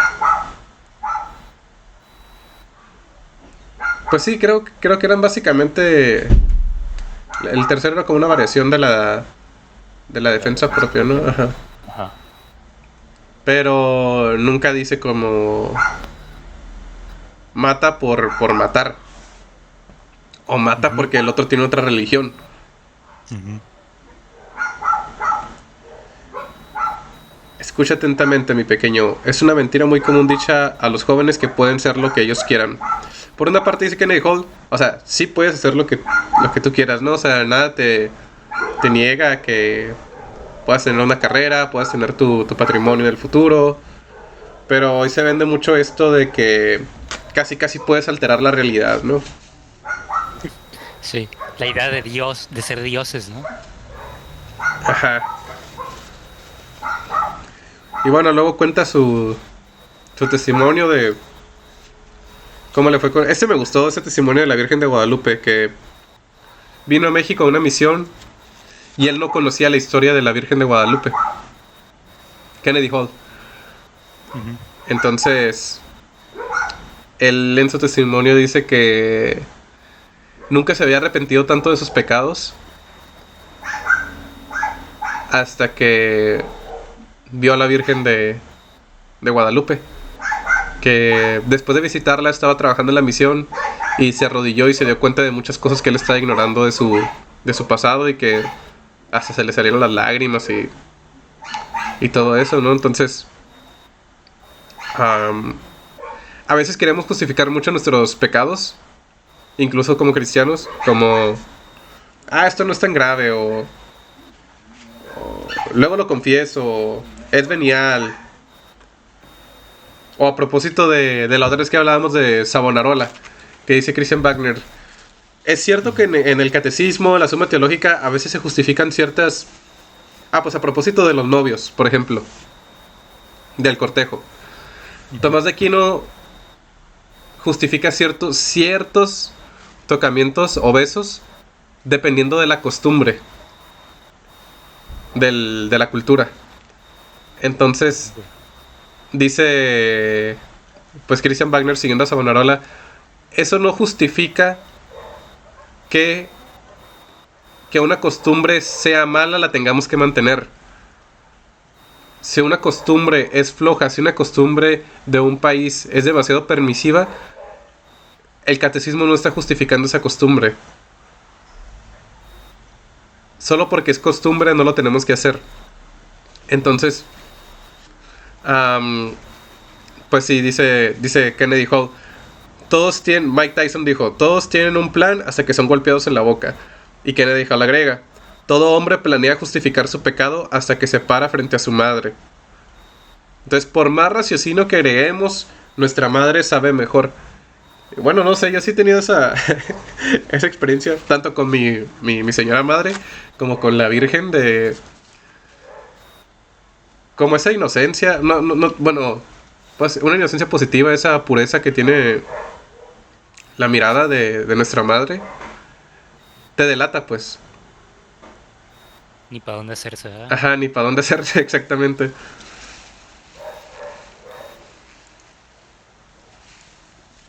Con Dios, pues sí, Él es el que a final de cuentas nos va a juzgar. Él es el que nos perdona. Él es el que nos permite todas las cosas. Pero luego, a lo mejor porque es esta figura paterna, queremos como negociar, no sé cómo. Le perdemos perdemos como este respeto al segundo mandamiento de no jurarás el nombre de Dios en vano. O sea, tratamos a Dios como siempre está con nosotros, siempre nos perdona, siempre es misericordioso. Nos da igual, pero es diferente esa experiencia con nuestra madre. Y es una de esas frases incómodas que dice San Alfonso María Ligorio cuando habla de la omnipotencia de la Virgen. Porque o sea, le pide a Cristo. Ajá, porque todo lo que la Virgen le pide a Cristo se lo va a conceder. En ese sentido, pues. Y es una figura retórica, o sea, no está haciendo una afirmación metafísica, teológica, ontológica, sino que es una forma poética de hablar, pues. Sí. The Holy Virgin of Guadalupe saved my soul. She brought me home to God. I owe the Blessed Mother my whole being without reserve. I am still a wretched sinner and rely daily on the power of the Rosary. But I am a mama's boy, and I will call her blessed all the days of my life. No, a mí sí me conmovió su... No sé si lo leyeron, La pero verdad es que sí se me hizo un nudillo en la garganta, no te voy a mentir. Sí, ya dije, sí, todos mis homies y yo somos unos mama's boy. Sir. Así es, soy un mama's boy, ¿cómo lo supiste?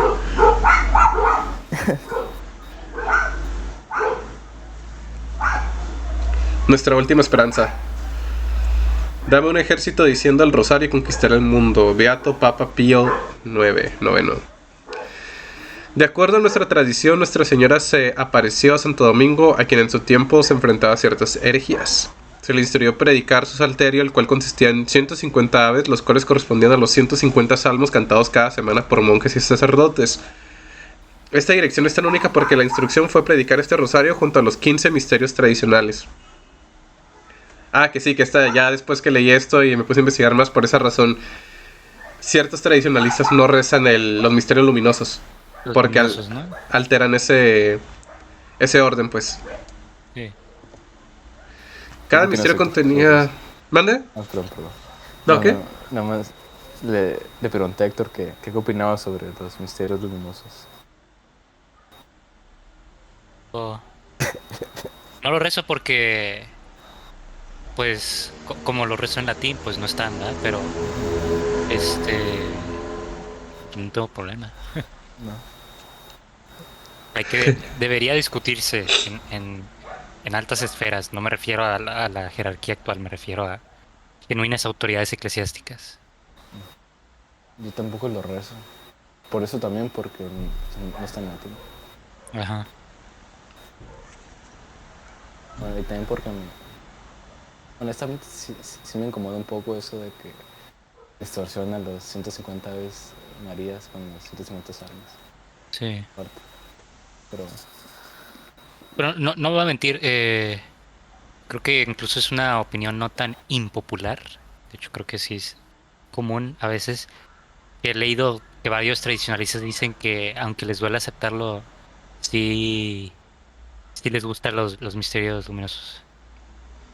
Están bonitos. Sí, están bonitos. sí, pues son. Es la vida de Jesús. Sí. Es lo que me dijo la madre a Araceli. Porque yo le pregunté, cuando le compré el librito del Rosario, le digo, ¿qué opina de los misterios luminosos? Me recomienda rezarlos, no rezarlos. Me dice que también es la opinión de Monseñor, que él le dice, o sea, no estás meditando algo malo, pues. Pues no. No estás haciendo algo malo, no estás pensando en algo blasfemo. Si rezas los misterios luminosos, a final de cuentas son la vida de nuestro Señor. Entonces, no pasa nada. No, digo, yo no lo rezo, pero no tengo problemas. Como dices que dijo la madre, pues no hacen daño. No pasa nada. Cada misterio, nuestra atención se enfoca en actos físicos y corpóreos de nuestro Señor y Nuestra Señora. Desde la anunciación de la crucifixión hasta la coronación de María en los cielos, contemplamos la interacción de Dios con el reino de lo creado. Bueno, estos son algunos de los ejemplos de las batallas que han hecho nuestros antepasados. La batalla de Lepanto, Nuestra sangre está. la marcha de la familia en Brasil. Sí fue en Brasil, ¿no? Sí. Y bueno, pues en México obviamente la cristiada. En Japón la rebelión de Shimabara. Ahí pues las cruzadas obviamente. Y son... Yo sí me... Es que... Ajá, hasta ese punto que dices tú, Héctor, de que... No debe ser ¿cómo se dice? El modelo perfecto del varón, el cruzado, ¿no? No tiene por qué serlo. Por un lado. Pero por otro lado sí me ponía... con el otro día mi papá a discutir, ¿no? Porque... mis padres sí crecieron un poco más en este ambiente de la teología de la liberación y todas esas cosas. Entonces, ellos son un poco más más permisivos, más flexibles con todas esas cuestiones de la migración, de la interculturalidad en un pueblo, de que convivan diferentes religiones. Ujú. Y yo le digo a o sea, sí entiendo su sentido, porque ellos lo que me dicen a mí, que me cuide de que crezca odio en mí, pues. O sea, de que esa apologética, esa forma de aceptar el cristianismo como religión verdadera se convierte en un odio con el prójimo. Que por ahí no va la cosa. Entonces sí entiendo su punto de vista. Pero yo también lo que le digo a mi papá es como, o sea, todo lo que hicieron los cristeros fue en vano. Entonces, ¿Y qué te dice? no, pues o sea, se hace como un loop. Se hace Infinito. Sí, se hace una discusión, pues. Porque también es el otro punto que yo veo en general. O sea, sí debemos optar por la no violencia siempre. Pero estas batallas que fueron batallas justificadas, no tenemos que ignorarlas tampoco. O sea, es un Ajá, es la parte del patriotismo, ¿no? Es un patrimonio que nos dejan nuestros antepasados. Y al olvidarlo, dejamos de honrarlos, pues. O sea, esa batalla es nuestra batalla. Es como dice Chesterton, la, las revoluciones seculares son revoluciones instantáneas que pertenecen a un momento histórico nada más. Buscan un modelo que se cumpla aquí en la Tierra y luego a ver qué pasa. Pero la revolución cristiana, la revolución eterna, es una restauración constante. O sea, los ortodoxos siempre tenemos un pretexto para hacer revolución. Nunca hay un momento en el nunca hay un momento en el mundo, pues, por lo menos antes de la segunda venida, en el que el cristiano no tenga algo que hacer. Siempre tenemos algo que hacer todos los días, siempre tenemos una responsabilidad para dar, pues, con el mundo. Ujú. No, Y completamente de acuerdo con lo que dices de que mencionas lo del patrimonio, porque indepe- podremos haber heredado riquezas materiales, dinero, pues, lo que sea, pero no hay nada más grande que guardar la transmisión de la fe. Y eso no, es que no se puede tocar. No puedo ser irrespetuoso con eso, ¿no? Con ese legado. Basta con solo pensar sobre la fe de nuestros hijos, si Dios quiere, no sé qué fe va a tener si no defiendo, si no transmito mi fe. exacto. Si no la salvaguardo y si no la transmito, ajá. Sí, eso es otro detalle que les comento a mis padres, porque, o sea, de por sí su generación creció, ¿no? En el tiempo de la implementación, de la mala implementación del Concilio Vaticano II. Ujú. La generación que vino después de ellos, los millennials, son gente que ya no practica la fe. O sea, están bautizados, están confirmados y casados por la iglesia, pero no practican. Los Zoomers, si estamos bautizados, ya es mucha ganancia, Milagro, pues. Es un milagro. milagro casi casi. Si han pisado una iglesia, si pisan la iglesia por lo menos 2 veces al año, ya es ganancia. Entonces, esa gente que la religión la ve como un artefacto cultural o un añadido para que aprendas valores, casi casi para que te den tu clase de ética el domingo, esa gente no le va a transmitir propiamente la fe a sus hijos, pues. O sea, ya no los bautizan. ¿Y Ya qué es lo que va a pasar? Se va a exacto. perder la fe. Ajá, Se va a exactamente, se perder. pierde la fe. Entonces es como. Tampoco es nada más como que. Uy, qué radical, porque así me dicen mis familiares. No, es que tú eres muy fundamentalista, eres muy radical. Eres muy básico. Pero digo, pues. Esas tías que me dicen. Eso, sus hijos no están interesados en la fe. Y es como, pues son tías católicas y que incluso ellas me transmitieron la fe a mí. Am, pero ya cuando ves las nuevas generaciones, bien boomer, ¿no? Ya cuando ves la generación de cristal, nomás les interesa el TikTok, el TikTok y el anime. Pues con el debido respeto, que igual no faltar al cuarto mandamiento. Pero no todo es culpa de los de cristal. Hay que ver qué hizo la generación de concreto, a ver si es verdadera de concreto también, ¿no? Sí, claro que sí. Porque no hicieron nada más que drogarse en festivales de rock. No, pues yo diría que la generación más apóstata de toda la historia. Si los millennials y los zoomers no saben sobre Cristo es porque los boomers fueron apóstatas.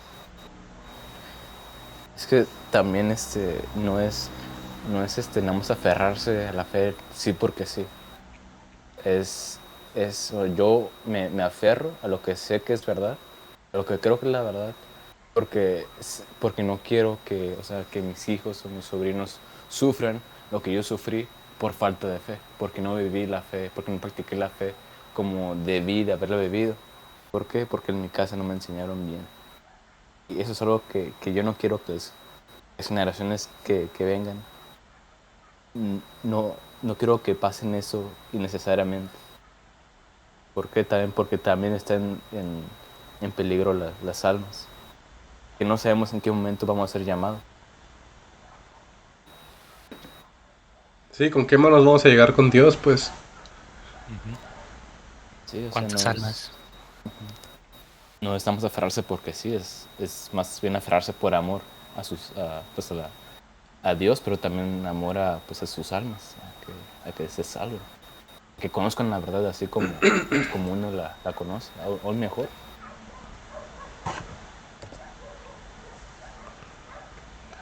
conviértete en el hombre que tu esposa soñó de niña.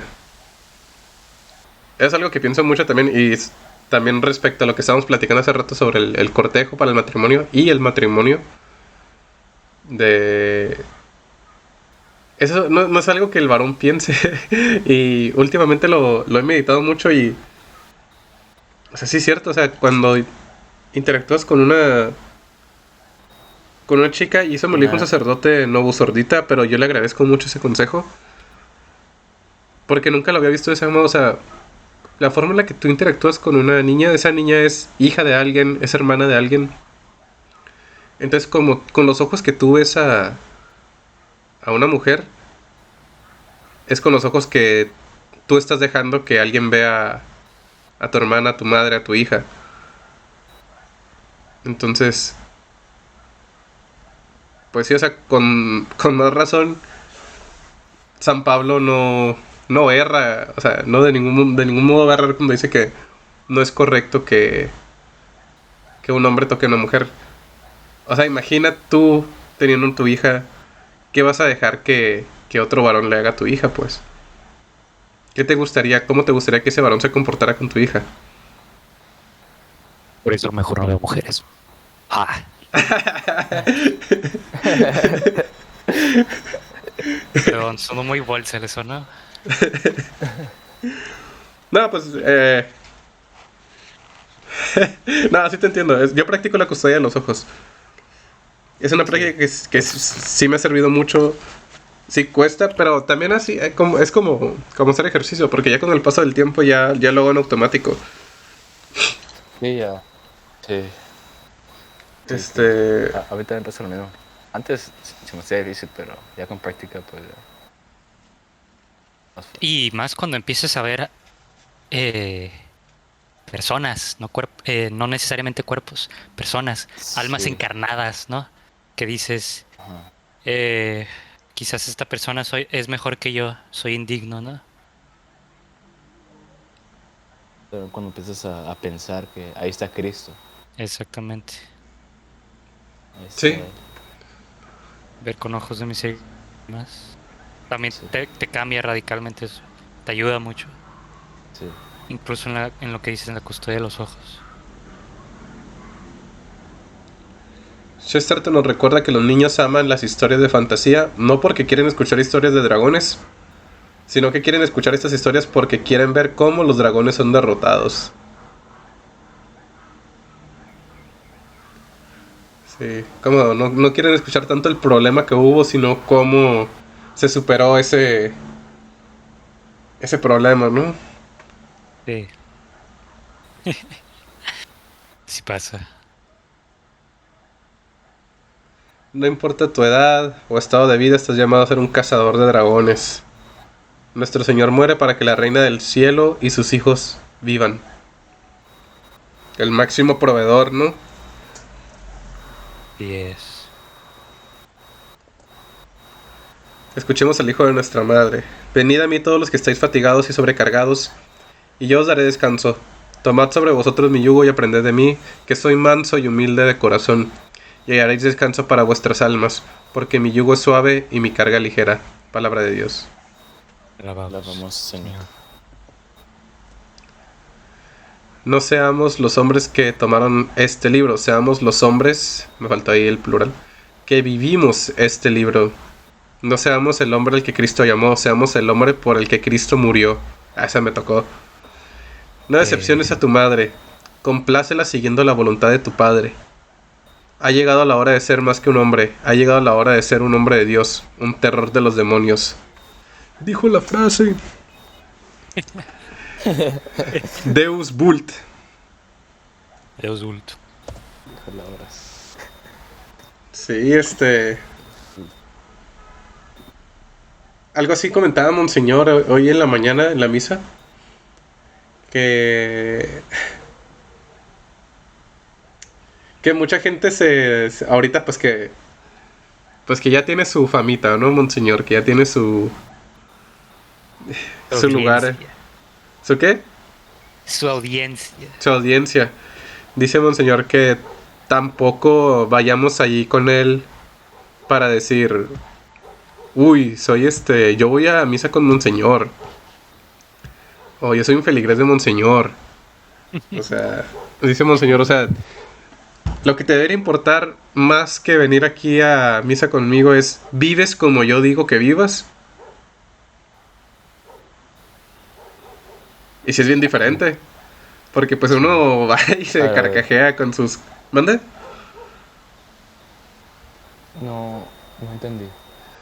Sí, o sea, dice Monseñor que hay gente que va a misa ahí con él porque pues Monseñor ya es una imagen pública, pues.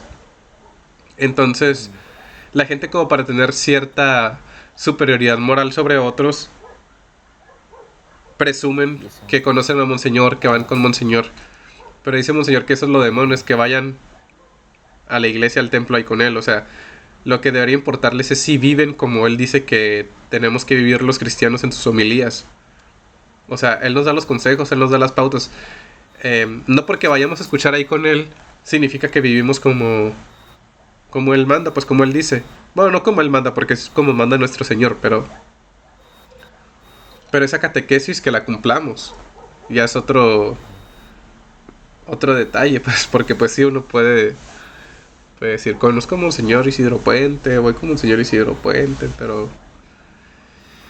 eso no significa que des el ejemplo que da Monseñor Isidro Puente, pues.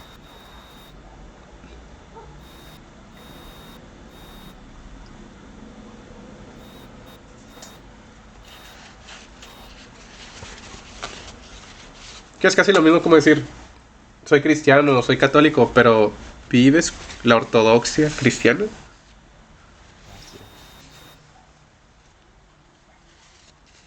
Difícil. Voy a misa todos los domingos, comulgo siempre, pero ¿cómo eres con el prójimo?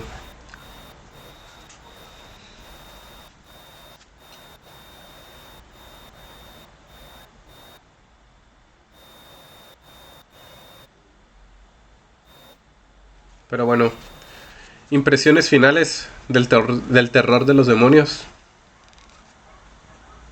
Muy edificante. Pues en sí todos los círculos que hemos tenido. Que no sé. Se nota que no tengo amigos, ¿verdad? Pero no, sí me ha ayudado bastante. Sobre todo pues estar compartiendo de comunidad, ¿no? Es como la vida cristiana es en comunidad.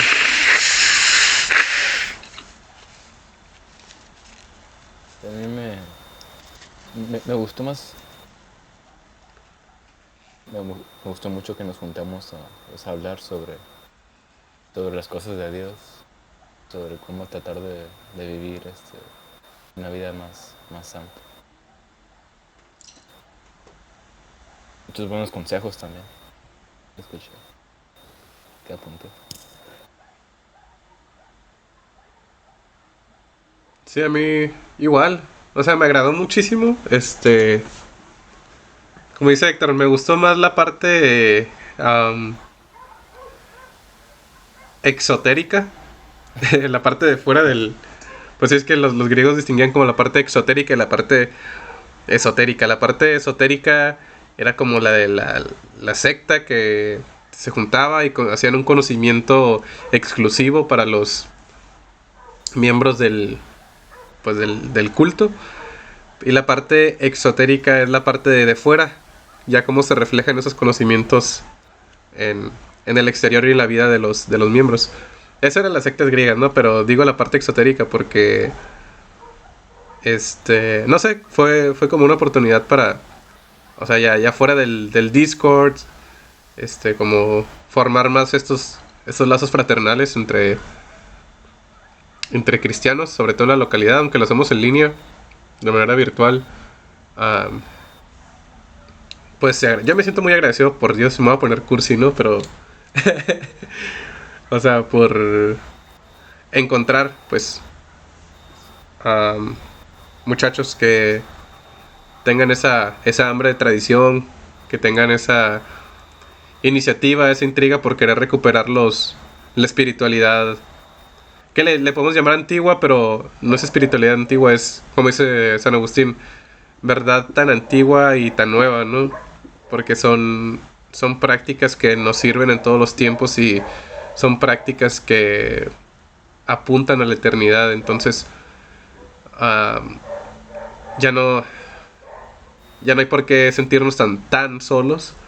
Y aparte de que, pues el libro sí brinda mucho este ímpetu de querer tomar acción, ya sea a nivel doméstico, a nivel interior, a nivel social, a nivel colectivo.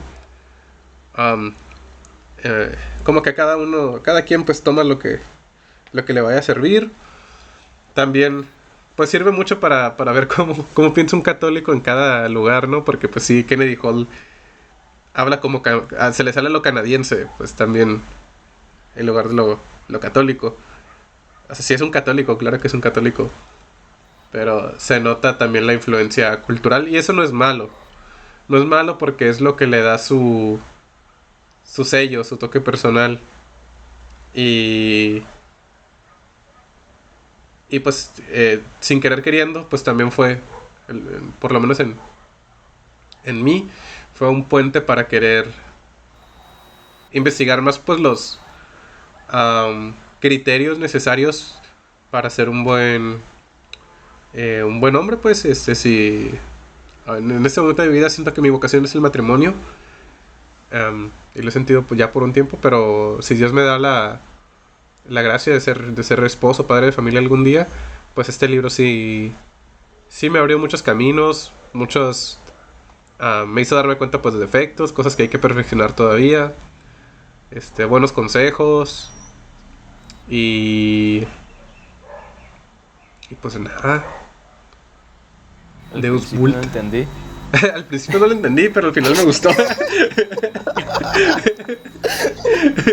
Plot twist, no entendí nada.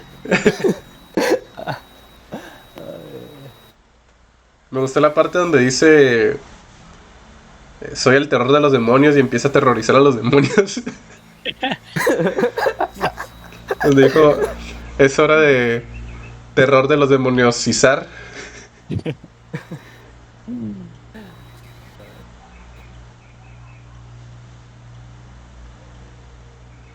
Pero pues nada, algo que quieran agregar, chicos, antes de que acabe la grabación. Pues nada, agradecerles igual a los que no están presentes, pero que estuvieron en otras sesiones. Y pues a los que nos escuchan. La misma exhortación, ¿verdad? Que cualquier cristiano debería hacerle a otro cristiano. Nunca os canséis de orar, orar, orar, orar, porque eso es lo único que tenemos. Sean perfectos como mi Padre es perfecto. Así es. Quise decir que para los que nos escuchan, recuerden que nunca están solos. Aunque sí se sientan, aunque no esté nadie a su alrededor, nunca están solos. Siempre está Dios ahí. Siempre, siempre, siempre. Y como dice Héctor, no dejen de orar. Orar, orar, orar. Y bueno, quedan pendientes el epílogo, que son las letanías, pero pues yo creo que eso ya lo vamos a hacer en un formato más libre. Pero pues, bueno, Dios los bendiga a nuestros escuchas y nada, bendiciones, bye bye.